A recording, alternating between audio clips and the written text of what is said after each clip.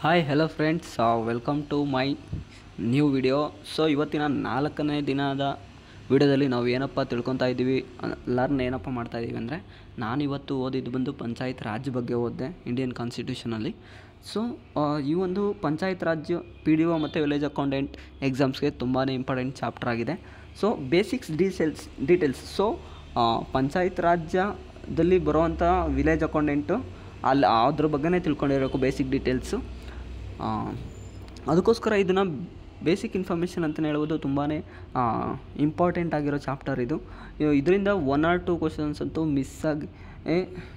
Miss ಮಾಡದೆ ಬಂದೇ ಬರುತ್ತೆ ಎಕ್ಸಾಮ್ಗೆ ಫ್ರೆಂಡ್ಸ್. ಸೊ ಕಂಪ್ಲೀಟಾಗಿ ಕೊನೆವರೆಗೂ ನೋಡಿ. ಸೊ ಅದಕ್ಕಿಂತ ಮುಂಚೆ ಯಾರೆಲ್ಲ ನನ್ನ ಚಾನಲ್ಗೆ ಸಬ್ಸ್ಕ್ರೈಬ್ ಆಗಿಲ್ಲ, ದಯವಿಟ್ಟು ಈ ಕೂಡಲೇ ಚಾನಲ್ಗೆ ಸಬ್ಸ್ಕ್ರೈಬ್ ಆಗಿ. ಈ ವಿಡಿಯೋ ಏನಾದರೂ ನಿಮ್ಗೆ ಇಷ್ಟ ಆದರೆ ಲೈಕ್ ಮಾಡಿ. ಸೊ ಈ ಒಂದು ನೋಟ್ಸು ನಾನು ನನ್ನ ಟೆಲಿಗ್ರಾಮ್ ಚಾನಲಲ್ಲಿ ಅಪ್ಲೋಡ್ ಮಾಡ್ತಾಯಿದ್ದೀನಿ. ಸೊ ನೀವೆಲ್ಲರೂ ನಮ್ಮ ಟೆಲಿಗ್ರಾಮ್ ಚಾನಲ್ಗೆ ಸೇರ್ಕೊಳ್ಳೋದ್ರ ಮೂಲಕ ಈ ಒಂದು ನೋಟ್ಸ್ನ ಪಡೆಯಬೋದು ಫ್ರೆಂಡ್ಸ್. ಟೆಲಿಗ್ರಾಮ್ ಲಿಂಕ್ ಬಂದು ಈ ವಿಡಿಯೋ ಡಿಸ್ಕ್ರಿಪ್ಷನ್ ಬಾಕ್ಸ್ನಲ್ಲಿ ಹಾಕಿದ್ದೇನೆ.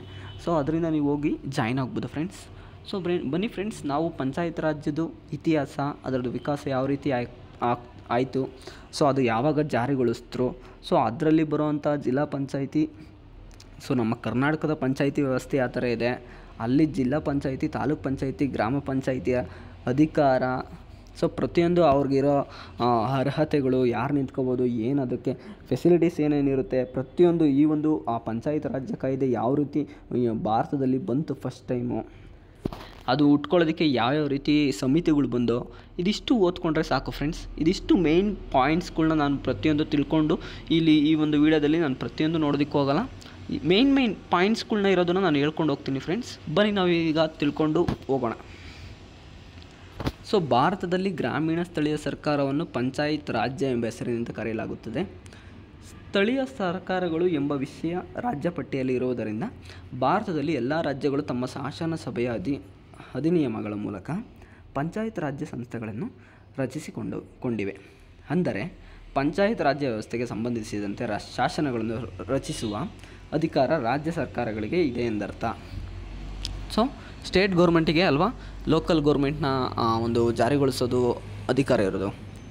ಸೊ 73ನೇ ತಿದ್ದುಪಡಿ ಕಾಯ್ದೆ ಜಾರಿಗೆ ಬರುವುದಕ್ಕಿಂತ ಮುಂಚೆ ಪಂಚಾಯತ್ ರಾಜ್ಯ ಯಾವುದು ಅಡಿ ಇದು ಮೇಂಟೈನ್ ಮಾಡ್ತಾಯಿದ್ರು ಅಂತಂದರೆ, ರಾಜ್ಯ ನಿರ್ದೇಶಕ ತತ್ವಗಳಲ್ಲಿ ಕಂಡು ಬರ್ತಾಯಿತ್ತಂತೆ. ಈ ಒಂದು 40ನೇ ಆರ್ಟಿಕಲ್ಸ್ 40 ಅಂಡರಲ್ಲಿ ಪಂಚಾಯತ್ ರಾಜ್ಯ ಬಗ್ಗೆ ಪ್ರಸ್ತಾಪ ಇತ್ತು, ಅಂದರೆ ಅದ್ರ ಬಗ್ಗೆ ಪ್ರಸ್ತಾಪ ಕಂಡು ಬರ್ತಿತ್ತು. ಸೊ ಯಾವಾಗ 1992 73ನೇ ಅಮೆಂಡ್ಮೆಂಟ್ ಆ್ಯಕ್ಟ್ ಯಾವಾಗ ಬಂತೋ, ಸೊ ಆಗ ಪಂಚಾಯತ್ ರಾಜ್ಯ ಸಂಸ್ಥೆಗಳಿಗೆ ಸಂವಿಧಾನಾತ್ಮಕವಾಗಿ ಸ್ಥಾನವನ್ನು ನೀಡಲಾಯಿತು ಅಂತ ಹೇಳಿದ್ದಾರೆ. ಸೊ ಇದಾದಮೇಲೆ ನಾವು ಪಂಚಾಯತ್ ರಾಜ್ಯ ವ್ಯವಸ್ಥೆಯ ವಿಕಾಸ ಅದು ಯಾವ ರೀತಿ ಹುಟ್ಕೊಂತು, ಉಗಮ ಯಾವ ರೀತಿ ಆಯಿತು ಅಂತ ನಾವು ನೋಡೋದಾದರೆ ಫ್ರೆಂಡ್ಸ್, ಫಸ್ಟ್ ಒಂದು ಬಲವಂತರಾಯ್ ಮೆಹ್ತಾ ಸಮಿತಿ 1957. ಸೊ ಬಲವಂತರಾಯ್ ಮೆಹ್ತಾ ಸಮಿತಿನ ಏನಕ್ಕಪ್ಪ ಜಾರಿಗೊಳಿಸ್ತಾರೆ ಅಂತಂದರೆ, ನಮ್ಮ ಭಾರತದಲ್ಲಿ ಸಮುದಾಯ ಅಭಿವೃದ್ಧಿ ಯೋಜನೆ ಮತ್ತು ರಾಷ್ಟ್ರೀಯ ವಿಸ್ತರಣಾ ಸೇವೆಗಳನ್ನ ಕರೆಕ್ಟಾಗಿ ನೋಡ್ಕೊಳ್ಳೋದಕ್ಕೆ, ನಿರ್ಮಾಣವನ್ನು ಮಾಡೋದಕ್ಕೆ ಈ ಒಂದು ಬಲವಂತರಾಯ್ ಮೆಹ್ತಾ ಸಮಿತಿನ ರಚನೆ ಮಾಡ್ತಾರೆ. ಈ ಒಂದು ರಚನೆಗೆ ಪರಿವೀಕ್ಷಿಸಿ ಅವುಗಳ ಉತ್ತಮ ಕಾರ್ಯನಿರ್ವಹಣೆಗೆ ಅವಶ್ಯಕವಾದ ಸಲಹೆಗಳನ್ನು ನೀಡಲು ಬಲವಂತರಾಯ್ ಮೆಹ್ತಾ ಸಮಿತಿನ ನೇಮಿಸ್ತಾರೆ. 1957ರಲ್ಲಿ ವರದಿಯನ್ನು ಸಲ್ಲಿಸಿದ ಸಮಿತಿಯು ಪಂಚಾಯತ್ ರಾಜ್ಯ ಎಂಬ ಹೆಸರಿನ ಸತ್ತಾತ್ಮಕ ವಿಕೇಂದ್ರೀಕರಣ ವ್ಯವಸ್ಥೆಯನ್ನು ಸ್ಥಾಪಿಸುವಂತೆ ಬಲವಾಗಿ ಶಿಫಾರಸು ಮಾಡಿತು. ಸೊ ಈ ಒಂದು ಸಮಿತಿ ಏನಪ್ಪ ಮಾಡ್ತು ಅಂತಂದರೆ, ನಮಗೆ ಪಂಚಾಯತ್ ರಾಜ್ಯ ಎಂಬ ಹೆಸರಿನ ಪ್ರಜಾಸತ್ತಾತ್ಮಕ, ಅಂದರೆ ಪ್ರಜೆಗಳಿಗೆ ಉಪಯೋಗ ಅಂತ ಆಗಿರುವಂಥ ಒಂದು ಕೇಂದ್ರನ ಸ್ಥಾಪನೆ ಮಾಡಬೇಕು, ವ್ಯವಸ್ಥೆನ ಸ್ಥಾಪನೆ ಮಾಡಬೇಕು ಅಂತ ಶಿಫಾರಸು ಮಾಡ್ತಾರೆ. ಈ ಒಂದು ಫಸ್ಟ್ ಟೈಮ್ ಬಲವಂತರಾಯ್ ಮೆಹ್ತಾ ಸಮಿತಿಯವರು ಶಿಫಾರಸು ಮಾಡ್ತಾರೆ ಪಂಚಾಯತ್ ರಾಜ್ಯ ಬಗ್ಗೆ. ಯಾವುದ್ಯಾವುದಪ್ಪ ಶಿಫಾರಸುಗಳು ಮೇಯ್ನಾಗಿ ನಾವು ನೋಡೋದಾದರೆ, 3 ಹಂತದ ಪಂಚಾಯತ್ ರಾಜ್ಯ ವ್ಯವಸ್ಥೆಯನ್ನು ರಚಿಸುವುದು. ಗ್ರಾಮ ಮಟ್ಟದಲ್ಲಿ ಗ್ರಾಮ ಪಂಚಾಯಿತಿ, ಬ್ಲಾಕ್ ಮಟ್ಟದಲ್ಲಿ ಬ್ಲಾಕ್ ಸಮಿತಿಗಳು ಹಾಗೂ ಜಿಲ್ಲಾ ಮಟ್ಟದಲ್ಲಿ ಜಿಲ್ಲಾ ಪರಿಷತ್, ಇವೇ 3 ಹಂತಗಳು ಅಂತ ಈ ಒಂದು ಬಲವಂತರಾಯ್ ಮೆಹ್ತಾ ಸಮಿತಿಯವರು ಶಿಫಾರಸು ಮಾಡ್ತಾರೆ ಫ್ರೆಂಡ್ಸ್. ಇದೊಂದು ಮೇಯ್ನಾಗಿ ತಿಳ್ಕೊಳ್ಳಿ, ಯಾವ್ಯಾವ ಸಮಿತಿಗಳು ಯಾವ್ಯಾವ ರೀತಿ ಮಾಡಿದ್ರು ಅಂತ. ಸೊ ಅಷ್ಟೇ. ಅದಾದಮೇಲೆ ಮುಂದಕ್ಕೆ ಹೋಗೋಣ ನಾವು. ಗ್ರಾಮ ಪಂಚಾಯಿತಿಗಳು ನೇರವಾಗಿ ಚುನಾಯಿತರಾದ ಪ್ರತಿಗಳಿಂದಲೇ ಕೂಡಿರಬೇಕು. ಪಂಚಾಯಿತಿ ಸಮಿತಿ ಮತ್ತು ಜಿಲ್ಲಾ ಪರಿಷತ್ಗಳು ಪರೋಕ್ಷವಾಗಿ ಚುನಾಯಿಸಲಾದ ಸದಸ್ಯರಿಂದ ಕೂಡಿರಬೇಕು. ಸೊ ಇದೆಲ್ಲ ಅವ್ರದ್ದು ಶಿಫಾರಸುಗಳು ಏನಿತ್ತು ಅಂತ ಕೇಳ್ತಾರೆ. ಸೊ ಅಂದರೆ ಡೈರೆಕ್ಟಾಗೆಲ್ಲ ಅಷ್ಟೊಂದೆಲ್ಲ ಕೇಳೋದಿಲ್ಲ. ನಾವು PDO ಮತ್ತು ವಿಲೇಜ್ ಅಕೌಂಟೆಂಟ್ ನೋಡೋದಂದ್ರೆ ಅದರಲ್ಲಿ ಜಾಸ್ತಿ ನಾವು ಸಿಲೆಬಸ್ ಪ್ರಕಾರ ಹೋದರೆ ಇದ್ರ ಬಗ್ಗೆ ಬೇಸಿಕ್ಸ್ ತಿಳ್ಕೊಂಡ್ರೆ ಸಾಕು. ಇನ್ನು ಮುಂತಾದವು ನಾವು ಇದ್ರ ಬಗ್ಗೆ ತಿಳ್ಕೊಬೇಕು. ಗ್ರಾಮೀಣಾಭಿವೃದ್ಧಿ, ಗ್ರಾಮ ಸ್ವರಾಜ್ ಬಗ್ಗೆ. ಸೊ ಇಲ್ಲಿರೋ ಕೆಲವೊಂದು ಆ್ಯಕ್ಟ್ಗಳು ಬರ್ತವೆ. ನೆಕ್ಸ್ಟು ನಾನು ಲೋಕಲ್ ಗೌರ್ಮೆಂಟ್ ಆ್ಯಕ್ಟ್ಸ್ ಅಂತ ಒಂದು ವೀಡಿಯೋ ಮಾಡ್ತೀನಿ ಮುಂದಿನ ದಿನಗಳಲ್ಲಿ. ಅದೊಂದು ಇಂಪಾರ್ಟೆಂಟ್ ಆಗಿದೆ ಈ ಒಂದು PDO ಮತ್ತು ವಿಲೇಜ್ ಅಕೌಂಟೆಂಟ್ ಎಕ್ಸಾಮ್ಸ್ಗೆ ಬೇಕಾಗುತ್ತೆ. ಸೊ ಈಗ ನಾವು ಇದರ ಶಿಫಾರಸುಗಳು ಎಷ್ಟಿತ್ತು, ಯಾರ ಶಿಫಾರಸು ಏನಂತ ಮಾಡಿದ್ರು ಇಷ್ಟೇ ತಿಳ್ಕೊಂಡ್ರೆ ಸಾಕು ಫ್ರೆಂಡ್ಸ್. ಸೊ ಇದಾದಮೇಲೆ ಈ ಒಂದು ಶಿಫಾರಸಿಗೆ 1958ರಲ್ಲಿ ರಾಷ್ಟ್ರೀಯ ಅಭಿವೃದ್ಧಿ ಮಂಡಳಿಯು ಒಪ್ಕೊಳ್ಳುತ್ತೆ. ಸೊ ಅದಾದಮೇಲೆ ಪಂಚಾಯತ್ ರಾಜ್ಯ ವ್ಯವಸ್ಥೆ ಜಾರಿಗೆ ತರುವ ಸ್ವತಂತ್ರ ಮತ್ತು ರಾಜ್ಯಗಳಿಗೆ ನೀಡಲಾಯಿತು ಅಂತ ಹೇಳಿದ್ದಾರೆ. ಸೊ ಅದಾದಮೇಲೆ ಪಂಚಾಯತ್ ರಾಜ್ಯ ವ್ಯವಸ್ಥೆ ಈ ಒಂದು ಬಲವಂತರಾಯ್ ಮೆಹ್ತಾ ಸಮಿತಿಯವರು ಜಾರಿಗೊಳಿಸ್ತಾರೆ. ಸೊ ಫಸ್ಟ್ ಟೈಮ್ ಯಾರಪ್ಪ ಅಡಾಪ್ಷನ್ ಮಾಡಿಕೊಂಡ್ರು, ಜಾರಿ ಯಾವ ರಾಜ್ಯದಲ್ಲಿ ಆಯ್ತಪ್ಪ ಅಂತಂದರೆ ಪಂಚಾಯತ್ ರಾಜ್ಯ ವ್ಯವಸ್ಥೆಯನ್ನು ರಾಷ್ಟ್ರದಲ್ಲಿಯೇ ಮೊದಲ ಬಾರಿಗೆ ಅಳವಡಿಸಿಕೊಂಡ ರಾಜ್ಯ ಎಂಬ ಕೀರ್ತಿ ರಾಜಸ್ಥಾನಕ್ಕೆ ಸೇರುತ್ತದೆ. ಸೊ ಫ್ರೆಂಡ್ಸ್ ಇದು important. Rajasthan first time panchayat ರಾಜ್ಯ ವ್ಯವಸ್ಥೆನ ಅಳವಡಿಸ್ಕೊಂಡಿದ್ದಾರೆ. ಸೊ ಅದಾದಮೇಲೆ ಅಕ್ಟೋಬರ್ 2, 1959ರಂದು ಪ್ರಧಾನಿ ನೆಹರು ಅವರು, ಆಗಿನ ಕಾಲದಲ್ಲಿ ಆಗಿದ್ದಂಥ ನೆಹರು ಯಾರು ಅಂತಲೂ ಕೇಳ್ಬೋದು. ನೆಹರು ಪ್ರಧಾನಿ ಯಾರಪ್ಪ ಅಂತಂತ ಕೇಳಿದ್ರೆ ನೆಹರು ಅಂತ ಹೇಳಬೇಕು. ರಾಜಸ್ಥಾನದ ನಾಗೂರು, ಯಾವ ಜಿಲ್ಲೆ? ನಾಗೂರು ಜಿಲ್ಲೆಯಲ್ಲಿ ಪಂಚಾಯತ್ ರಾಜ್ಯ ವ್ಯವಸ್ಥೆಯನ್ನು ಉದ್ಘಾಟಿಸಿದರು ಡೇಟ್ ಬಂದು ಅಕ್ಟೋಬರ್ 2, 1959ರಂದು. ಸೊ ಅದಾದಮೇಲೆ ಆಂಧ್ರ ಪ್ರದೇಶದಲ್ಲಿ ಪಂಚಾಯತ್ ರಾಜ್ಯ ವ್ಯವಸ್ಥೆಯು 1959ರಲ್ಲಿ ಅಸ್ತಿತ್ವಕ್ಕೆ ಬಂತು. ಇದು ಎರಡನೇ ರಾಜ್ಯವಾಗಿದೆ. ಫಸ್ಟ್ ಒನ್ ಬಂದು ರಾಜಸ್ಥಾನ, ಸೆಕೆಂಡ್ ಒನ್ ಬಂದು ಆಂಧ್ರ ಪ್ರದೇಶ. ಸೊ ಫಸ್ಟ್ನೇದು ಸ್ಥಾಪನೆ ಆಗೋವಂಥ ಸಮಯದಲ್ಲಿ ಪ್ರಧಾನಿ ಯಾರಪ್ಪ ಆಗಿದ್ರು ಅಂದರೆ ನೆಹರು ಅವರು. ಯಾವಾಗಪ್ಪ ಅಂದರೆ ಅಕ್ಟೋಬರ್ 2, 1959ರಂದು ಅಂತ ಇದಿಷ್ಟು ನೆನಪಿಕೊಂಡ್ರೆ ಸಾಕು ಫ್ರೆಂಡ್ಸ್. ಸೊ ಇದಾದಮೇಲೆ ಈ ಒಂದು ಪಂಚಾಯತ್ ರಾಜ್ಯ ವ್ಯವಸ್ಥೆ ಏನೋ ಬಂತು. ಅದಾದಮೇಲೆ ಕೆಲವೊಂದು ಅಡೆತಡೆಗಳಿಂದ ಈ ಒಂದು ಮೆಹ್ತಾ ಸಮಿತಿಯವರು ಕ್ಲೋಸ್ ಆಗ್ತಾರೆ ಇಲ್ಲಿಗೆ. ಸೊ ಅದಾದಮೇಲೆ ನೆಕ್ಸ್ಟು ಅಶೋಕ್ ಮೆಹ್ತಾ ಸಮಿತಿ ಅಂತ ಬರುತ್ತೆ. 10 ವರ್ಷ ಆದಮೇಲೆ 1977ರಲ್ಲಿ ಏನಪ್ಪ ಅಂತಂದರೆ ಪಂಚಾಯತ್ ರಾಜ್ಯ ವ್ಯವಸ್ಥೆಯ ವೈಫಲ್ಯತೆಗೆ ಕಾರಣಗಳನ್ನು ಅಧ್ಯಯನ ಮಾಡಿ ಅದನ್ನು ಬಲಗೊಳಿಸಲು ಅಗತ್ಯವಾದ ಶಿಫಾರಸುಗಳನ್ನು ಮಾಡಲು ಮೆಹ್ತಾ ಸಮಿತಿ, ಈ ಒಂದು ಅಶೋಕ್ ಮೆಹ್ತಾ ಸಮಿತಿ ಅಂತ ಬರುತ್ತೆ. ಇದರಲ್ಲಿ ಪಂಚಾಯತ್ ರಾಜ್ಯ ವ್ಯವಸ್ಥೆನ ಮತ್ತೆ ಪುನಶ್ಚೇತನಗೊಳಿಸಲು 132 ಶಿಫಾರಸುಗಳನ್ನು ಮಾಡಲಾಯಿತು. ಇದು ಇಂಪಾರ್ಟೆಂಟು. ಅಶೋಕ್ ಮೆಹ್ತಾ ಸಮಿತಿ ಅಂತಂದರೆ 1977 ಅಂತ ಬರಬೇಕು. 132 ಶಿಫಾರಸನ್ನ ಅವ್ರು ಮಾಡಿದರು ಅಂತ, ಇದೊಂದು ಇಂಪಾರ್ಟೆಂಟು. ಅದರಲ್ಲಿ ಶಿಫಾರಸು ಏನೇನಪ್ಪ ಅಂತಂದರೆ ಈ 3 ಹಂತದ ಪಂಚಾಯತ್ ರಾಜ್ಯ ವ್ಯವಸ್ಥೆಗೆ ಬದಲಾಗಿ 2 ಹಂತದಲ್ಲಿ ಈ ಒಂದು ಜಾರಿಗೆ ತರೋಣ ಅಂತ ಅಂದ್ಬಿಟ್ಟು ಇವರೊಂದು ಅಶೋಕ್ ಮೆಹ್ತಾ ಸಮಿತಿಯವರು ಶಿಫಾರಸು ಮಾಡಿರ್ತಾರೆ. ಯಾರೇನಪ್ಪ ಅಂದರೆ ಜಿಲ್ಲಾ ಮಟ್ಟದಲ್ಲಿ ಜಿಲ್ಲಾ ಪಂಚಾಯಿತಿ, ಗ್ರಾಮ ಮಟ್ಟದಲ್ಲಿ ಮಂಡಲ್ ಪಂಚಾಯಿತಿ ಅಂತ ಮಾಡಿರ್ತಾರೆ. ಸೇಮ್ ಅದೇ ಶಿಫಾರಸನ್ನ ನೀವೆಲ್ಲ ನೋಡ್ಕೋಬೋದು, ನಿಧಾನಕ್ಕೆ ಓದ್ಕೊಳ್ಳಿ. ಸೊ ನನ್ನ ಮೇನ್ ಪಾಯಿಂಟ್ನ ನಾನು ಕವರ್ ಮಾಡಿಕೊಂಡು ಹೋಗ್ತಾಯಿದ್ದೀನಿ, ಯಾವುದು ಇಂಪಾರ್ಟೆಂಟ್ ಅನಿಸುತ್ತೆ ಅದನ್ನು. ಸೊ ಈ ಒಂದು ಇದಕ್ಕೂ ಕೂಡ ಅಧಿಕಾರಾವಧಿ ಪೂರ್ಣವಾಗೋದಕ್ಕೆ ಈ ಒಂದು ಅಶೋಕ್ ಮೆಹ್ತಾ ಸಮಿತಿನೂ ಕೂಡ ಕೆಲವು ಶಿಫಾರಸನ್ನು ಆಧರಿಸಿ ಪಂಚಾಯತ್ ರಾಜ್ಯ ವ್ಯವಸ್ಥೆಯನ್ನು ಪುನಶ್ಚೇತನಗೊಳಿಸಲು ಕ್ರಮಗಳನ್ನು ತೆಗೆದುಕೊಂಡವು. ಅದಾದಮೇಲೆ ನೆಕ್ಸ್ಟ್ ಒನ್ ಬರುತ್ತೆ GVK ರಾವ್ ಸಮಿತಿ ಅಂತ 1985ರಲ್ಲಿ. ಈ ಒಂದು ಸಮಿತಿಯ ಮುಖ್ಯ ಉದ್ದೇಶ ಏನಪ್ಪ ಅಂತಂದರೆ ಗ್ರಾಮೀಣಾಭಿವೃದ್ಧಿ ಮತ್ತು ಬಡತನ ನಿರ್ಮೂಲನಾ ಕಾರ್ಯಕ್ರಮಕ್ಕೆ ಸಂಬಂಧಿಸಿದ ಸಮಿತಿ ಈ ಒಂದು GVK ರಾವ್ ಸಮಿತಿ ಆಗಿದೆ. ಅಭಿವೃದ್ಧಿ ಪ್ರಕ್ರಿಯೆ ಕ್ರಮೇಣವಾಗಿ ಅಧಿಕಾರಶಾಹೀಕರಣಗೊಂಡಿದೆ, ಪಂಚಾಯತ್ ರಾಜ್ಯ ಸಂಸ್ಥೆಯಿಂದ ವಿಮುಖವಾಗಿದೆ ಎಂಬ ತೀರ್ಮಾನಕ್ಕೆ ಸಮಿತಿಯು ಬಂದಿತು. ಈ ಒಂದು ಏನಪ್ಪ ಇದು ಕೂಡ ಗ್ರಾಮೀಣಾಭಿವೃದ್ಧಿ ಅಂತ ಬಂದರೆ ಅಲ್ಲೇ ಬರುತ್ತಲ್ಲ, ಪಂಚಾಯತಿ ವ್ಯವಸ್ಥೆಯಿಂದ ಏನೇನಾಗುತ್ತೋ ಅದಕ್ಕೋಸ್ಕರ ಈ ಒಂದು ಸಮಿತಿ ರಾವ್ ಸಮಿತಿ ಅಂತ GVK ರಾವ್ ಅವರು ತರ್ತಾರೆ. ಅದರಲ್ಲೂ ಕೂಡ ಶಿಫಾರಸು ಇರುತ್ತೆ. ಇದೆಲ್ಲ ಅಂದರೆ ಏನಕ್ಕಪ್ಪ ಇದೆಲ್ಲ ನಾವು ತಿಳ್ಕೊಬೇಕಂದ್ರೆ ಸಮಿತಿಗಳು ಹಿಂದೆ ಯಾಕಪ್ಪ ಇತ್ತು ಅಂದರೆ ನಮ್ಮ ಪಂಚಾಯತಿ ರಾಜ್ಯ ವ್ಯವಸ್ಥೆ ಬರೋಕ್ಕಿಂತ ಮುಂಚೆ ಈ ಥರ ಸಮಿತಿಗಳು ಇರ್ತಿದ್ದೋ. ಆ ಒಂದು ಸಮಿತಿಯಲ್ಲಿ ಈ ಥರ ಮೇಯ್ನಾಗಿ ನೋಡ್ಕೊಳ್ಳೋದಕ್ಕೆ, ಗ್ರಾಮೀಣಾಭಿವೃದ್ಧಿ ನೋಡ್ಕೊಳ್ಳೋದಕ್ಕೆ, ಈ ಥರ ನೋಡಿ ಬಡತನ ನಿರ್ಮೂಲನಾ ಕಾರ್ಯಕ್ರಮ ನೋಡ್ಕೊಳ್ಳೋದಕ್ಕೆ ಈ ಥರ ಸಮಿತಿಗಳು ಮಾಡ್ತಾಯಿದ್ರು ಆವಾಗ, ಕಮಿಟಿಗಳು ಥರ. ಸೊ ಅದೆಲ್ಲ ಹೋಗಿ ಪಂಚಾಯತ್ ರಾಜ್ಯ ವ್ಯವಸ್ಥೆ ಅಂತ ಬಂದಿದ್ದು ಯಾವ ರೀತಿ ಅಂತ ಅಂದ್ಬಿಟ್ಟು ನಾವೀಗ ಹಿಸ್ಟ್ರಿ ನೋಡ್ತಾ ಇದ್ದೀವಿ. ಸೊ ಇದೊಂದು GVK ರಾವ್ ಸಮಿತಿ ಆದಮೇಲೆ ನೆಕ್ಸ್ಟು ಏನಪ್ಪ ಆಯಿತು ಅಂದರೆ ಪಂಚಾಯತ್ ರಾಜ್ಯ ಸಂಸ್ಥೆಗಳಿಗೆ ನಿಯತಕಾಲಿಕವಾಗಿ ನಡೆಸಬೇಕು ಅಂತ ಬರುತ್ತೆ. ಸೊ ಅದಾದಮೇಲೆ ಫ್ರೆಂಡ್ಸ್ GVK ಆದಮೇಲೆ ಬ್ಲಾಕ್ ಮಟ್ಟದ ಯೋಜನೆಗಳಿಗೆ ಸಂಬಂಧಿಸಿದ ದಂತವಾಲ ಸಮಿತಿ ವರದಿ ಬರುತ್ತೆ. ಅದಾದಮೇಲೆ ಜಿಲ್ಲಾ ಯೋಜನೆಗೆ ಸಂಬಂಧಿಸಿದಂಥ ಹನುಮಂತರಾವ್ ಸಮಿತಿ ಬರುತ್ತೆ. ಎರಡೂ ವರದಿಗಳಿಂದ ಭಿನ್ನವಾಗಿದೆ ಈ ಒಂದು GVK ರಾವ್ ವರದಿ ಸಮಿತಿ. ಸೊ ಅದಾದಮೇಲೆ ನೆಕ್ಸ್ಟ್ ಒನ್ ಬರುತ್ತೆ ಎಲ್ ಎಂ ಸಿಂಘ್ವಿ ಸಮಿತಿ, ಎಲ್ ಎಂ ಸಿಂಘ್ವಿ ಸಮಿತಿ, ರಾಜೀವ್ ಗಾಂಧಿ ನೇತೃತ್ವದ ಕಾಂಗ್ರೆಸ್ ಸರ್ಕಾರವು 1986ರಲ್ಲಿ ಎಲ್ ಎಂ ಸಿಂಘ್ವಿ ಅಧ್ಯಕ್ಷತೆಯಲ್ಲಿ ಪ್ರಜಾಪ್ರಭುತ್ವ ಮತ್ತು ಅಭಿವೃದ್ಧಿಗಾಗಿ ಪಂಚಾಯತ್ ರಾಜ್ಯ ಸಂಸ್ಥೆಗಳ ಪುನಶ್ಚೇತನ. ನೋಡಿ ಫ್ರೆಂಡ್ಸ್, ಇದೊಂದು ಇಂಪಾರ್ಟೆಂಟು. ಯಾವುದೋ ಒಂದು ಎಕ್ಸಾಮಲ್ಲಿ ಒಂದು ಕ್ವಶನ್ಸ್ ಕೇಳಿದ್ದಾರೆ. ಎಲ್ ಎಂ ಸಿಂಘ್ವಿ ಅಧ್ಯಕ್ಷತೆಯಲ್ಲಿ ಇಂಪಾರ್ಟೆಂಟು. ರಾಜೀವ್ ಗಾಂಧಿ ಆ ನೇತೃತ್ವದ ಕಾಂಗ್ರೆಸ್ ಸರ್ಕಾರವು 1986ರಲ್ಲಿ ಈ ಒಂದು ಪ್ರಜಾಪ್ರಭುತ್ವ ಮತ್ತು ಅಭಿವೃದ್ಧಿಗಾಗಿ ಪಂಚಾಯತ್ ರಾಜ್ಯ ಸಂಸ್ಥೆಗಳ ಪುನಶ್ಚೇತನ ಈ ಒಂದು ಸಮಿತಿಯನ್ನು ನೇಮಕ ಮಾಡ್ತಾರೆ. ಈ ಒಂದು ಸಮಿತಿಯ ಶಿಫಾರಸುಗಳು ಏನೇನಿದೆ ಅಂತ ಅಂದ್ಬಿಟ್ಟು ನೀವು ನೋಡ್ಕೋಬೋದು. ಸೊ ಅದಾದಮೇಲೆ 64ನೇ ತಿದ್ದುಪಡಿ ಮಸೂದೆ ಕೂಡ ಬರುತ್ತೆ. ಸಿಂಘ್ವಿ ಸಮಿತಿಯವರು ಜುಲೈ 1989ರಲ್ಲಿ ಲೋಕಸಭೆಯಲ್ಲಿ 64ನೇ ಸಂವಿಧಾನ ತಿದ್ದುಪಡಿ ಮಸೂದೆಯನ್ನು ಮಂಡಿಸ್ತಾರೆ. ಸೊ ಇದ್ರ ಪ್ರಕಾರ ತಿದ್ದುಪಡಿ ಮಸೂದೆಗೆ ಲೋಕಸಭೆಯ ಅನುಮೋದನೆ ದೊರೆತರೂ ರಾಜ್ಯಸಭೆಯ ಅನುಮೋದನೆ ಸಿಗಲ್ಲ. ಸೊ ಅದಕ್ಕೋಸ್ಕರ ಇದು ಇಲ್ಲಿಗೆ ಎಂಡ್ ಆಗಿಬಿಡುತ್ತೆ. ಸೊ ಅದಾದಮೇಲೆ ನೆಕ್ಸ್ಟು ವಿ ಪಿ ಸಿಂಗ್ ಸರ್ಕಾರ ಬರುತ್ತೆ. ವಿ ಪಿ ಸಿಂಗ್ ನೇತೃತ್ವದ ಕಾಂಗ್ರೆಸ್ ಸರ್ಕಾರವು 1990ರಲ್ಲಿ ಹೊಸ ಪಂಚಾಯತ್ ರಾಜ್ಯ ತಿದ್ದುಪಡಿ ಮಸೂದೆಯನ್ನು ಲೋಕಸಭೆಯಲ್ಲಿ ಮಂಡಿಸಿತು. ಆದರೆ ಈ ಒಂದು ಮಸೂದೆಯೂ ಕೂಡ ಅಂತ್ಯಗೊಂಡಿತು. ಸೊ ನೆಕ್ಸ್ಟ್ ಬರ್ತಾರೆ ಪಿ ವಿ ನರಸಿಂಹರಾವ್ ಸರ್ಕಾರ. ಸೊ ಪಂಚಾಯತ್ ರಾಜ್ಯಗಳ ಸಂಸ್ಥೆಗಳಿಗೆ ಸಂವಿಧಾನಾತ್ಮಕ ಸ್ಥಾನಮಾನ ನೀಡುವ ಉದ್ದೇಶದಿಂದ ನರಸಿಂಹರಾವ್ ನೇತೃತ್ವದ ಕಾಂಗ್ರೆಸ್ ಸರ್ಕಾರವು 1991ರಲ್ಲಿ ಸಂವಿಧಾನ ತಿದ್ದುಪಡಿ ಮಸೂದೆಯನ್ನು ಲೋಕಸಭೆಯಲ್ಲಿ ಮಂಡಿಸಿತು. ಲೋಕಸಭೆಯು ಡಿಸೆಂಬರ್ 22, 1992ರಲ್ಲಿ ತನ್ನ ಅನುಮೋದನೆ ನೀಡಿತು. ಅಂತೆಯೇ ರಾಜ್ಯಸಭೆಯು ಕೂಡ ಡಿಸೆಂಬರ್ 23, 1992ರಲ್ಲಿ ತನ್ನ ಅನುಮೋದನೆ ನೀಡಿತು. ನಂತರ ಸದರಿ ಮಸೂದೆಯು 17 ರಾಜ್ಯ ವಿಧಾನಸಭೆಗಳ ಅನುಮೋದನೆ ಪಡೆಯುವುದಲ್ಲದೆ ರಾಷ್ಟ್ರಾಧ್ಯಕ್ಷರ ಒಪ್ಪಿಗೆಯನ್ನು ಪಡೆಯಿತು.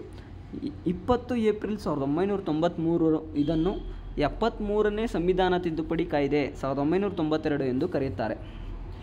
ಈ ತಿದ್ದುಪಡಿ ಕಾಯ್ದೆಯು 24 ಏಪ್ರಿಲ್ 1993ರಲ್ಲಿ ಜಾರಿಗೆ ಬಂದಿತು. ಸೊ ಈ ರೀತಿ ಪಂಚಾಯತ್ ರಾಜ್ಯ ಕಾಯ್ದೆ ಉಟ್ಕೊಳ್ತು. ನೋಡಿದ್ರಲ್ಲ ಫ್ರೆಂಡ್ಸ್, 73rd ಅಮೆಂಡ್ಮೆಂಟ್ ಮಾಡಿದ್ರು. ಅದಕ್ಕಿಂತ ಮುಂಚೆ ಇವೆಲ್ಲ ಒಂದು ಸಮಿತಿಗಳು ಎಂಡಾಗಿ ಲಾಸ್ಟಕ್ಕೆ ಪಿ ವಿ ನರಸಿಂಹರಾವ್ ಸರ್ಕಾರದಲ್ಲಿ ಈ ಒಂದು ಪಂಚಾಯತ್ ರಾಜ್ಯ ವ್ಯವಸ್ಥೆ ಜಾರಿಗೆ ಬರ್ತದೆ. April 24, 1993 very very very important date. ಈ ಒಂದು ಡೇಟ್ನ ನೀವು ನೋಟ್ ಮಾಡ್ಕೊಳ್ಳಿ, ತುಂಬ ಇಂಪಾರ್ಟೆಂಟ್ ಅದು.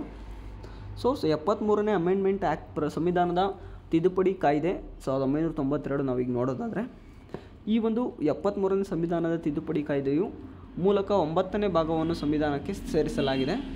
ಈ ಭಾಗಕ್ಕೆ ಪಂಚಾಯತ್ಸ್ ಎಂಬ ಶೀರ್ಷಿಕೆ ನೀಡಲಾಯಿತು. ಸೊ ಫ್ರೆಂಡ್ಸ್, ಪಂಚಾಯತ್ಸ್ ಅಂತ ಇರುತ್ತೆ ಸಂವಿಧಾನದಲ್ಲಿ. 73rd ಅಮೆಂಡ್ಮೆಂಟ್ ಆ್ಯಕ್ಟ್ ಯಾವುದಪ್ಪ ಅಂತಂದರೆ ಅದು ಬಂದು ಪಂಚಾಯತ್ಸ್ ಅಂತ ನಾವು ಅರ್ಥ ಮಾಡ್ಕೋಬೇಕು. ಇದು ಎಷ್ಟರಿಂದ ಎಷ್ಟರವರೆಗೂ ಆರ್ಟಿಕಲ್ಸ್ ಇದೆ ಅಂತ ನೋಡಿದ್ರೆ 243ರಿಂದ 243 ವರೆಗೆ ಈ ಒಂದು ಪಂಚಾಯತ್ಸ್ ಎಂಬ ಶೀರ್ಷಿಕೆಯಲ್ಲಿ ಆರ್ಟಿಕಲ್ಸ್ ಕಂಡು ಬರ್ತವೆ. ಅಲ್ಲದೆ ಈ ಒಂದು ಪಂಚಾಯತ್ಸ್ ಅನ್ನೋ ಒಂದು ಕಾಯ್ದೆ 73ನೇ ಅಮೆಂಡ್ಮೆಂಟ್ ಆ್ಯಕ್ಟ್ ಆಗಿರುವಂತಹ 1992ರಲ್ಲಿ ಬಂದಿರುವಂತಹ ಈ ಒಂದು ಆ್ಯಕ್ಟು ಯಾವ ಶೆಡ್ಯೂಲ್ ಕೆಳಗಡೆ ಬರುತ್ತೆ ಅಂದರೆ, ಯಾವ ಅನುಸೂಚಿ ಕೆಳಗಡೆ ಬರುತ್ತೆ ಅಂದರೆ 11ನೇ ಅನುಸೂಚಿ ಕೆಳಗಡೆ ಬರುತ್ತೆ ಫ್ರೆಂಡ್ಸ್. 11ನೇ ಅನುಸೂಚಿಯು ಪಂಚಾಯತ್ ರಾಜ್ಯ ಶೆಡ್ಯೂಲ್ಗಳನ್ನು ನಿರ್ವಹಿಸುವ 29 ವಿಷಯಗಳನ್ನು ಒಳಗೊಂಡಿದೆ. ಇದು ಮೇಯ್ನು. ಸೊ ಫ್ರೆಂಡ್ಸ್, ನಾವು ಈಗ 11ನೇ ಶೆಡ್ಯೂಲ್ 11th ಶೆಡ್ಯೂಲ್ ಒಳಗೊಂಡಿರುವಂತಹ ಪಂಚಾಯತ್ ರಾಜ್ಯ ಸಂಸ್ಥೆಯ ಕಾರ್ಯನಿರ್ವಹಿಸುವಂಥ 29 ವಿಷಯಗಳನ್ನ ನಾವು ನೋಡಿಕೊಂಡ್ರೆ ಸಾಕು. ಮುಂದೆ ನಾನು ಕರ್ನಾಟಕ ಸ್ಟೇಟ್ ಬಗ್ಗೆ ಓದ್ಕೊಂಡ್ರೂ ಸಾಕು, ನಮ್ಮ ಇಡೀ ಸಂವಿಧಾನದಲ್ಲಿ ಇರುವಂತಹ ಕಾರ್ಯಗಳು ಏನಪ್ಪ ಅಂತ ಓದ್ಕೊಂಡ್ರೆ ಸಾಕಾಗುತ್ತೆ. ಸೊ ಅದನ್ನು ನಾವು ಮುಂದೆ ನೋಡೋಣ. ಸೊ 243G ವಿಧಿಯು ಈ 29 ವಿಷಯಗಳಿಗೆ ಸಂಬಂಧಿಸಿದೆ. ಸೊ 29 ವಿಷಯಗಳಲ್ಲಿ ನಾವೀಗ ಹೇಳಿದ್ವಲ್ಲ, ಆರ್ಟಿಕಲ್ 243 ಅಂತ ಬಂದರೆ ಅದು ಪಂಚಾಯತ್ ರಾಜ್ಯ ವ್ಯವಸ್ಥೆ. ಸೊ ಪಂಚಾಯತ್ ರಾಜ್ಯ ವ್ಯವಸ್ಥೆಯಲ್ಲಿ 243A ಇಂದ 243A ಇಂದ 243 ಆರ್ಟಿಕಲ್ಸ್ ಇದ್ದಾವೆ. ಸೊ ಈ ಒಂದು ಆರ್ಟಿಕಲ್ ಬರೋದಲ್ಲಿ 11th ಶೆಡ್ಯೂಲಲ್ಲಿ. 11th ಶೆಡ್ಯೂಲಲ್ಲಿ ಯಾವಾಗ ಇದು ಅಮೆಂಡ್ಮೆಂಟ್ ಆ್ಯಕ್ಟ್ ಪಾಸ್ ಆಯಿತು? 1992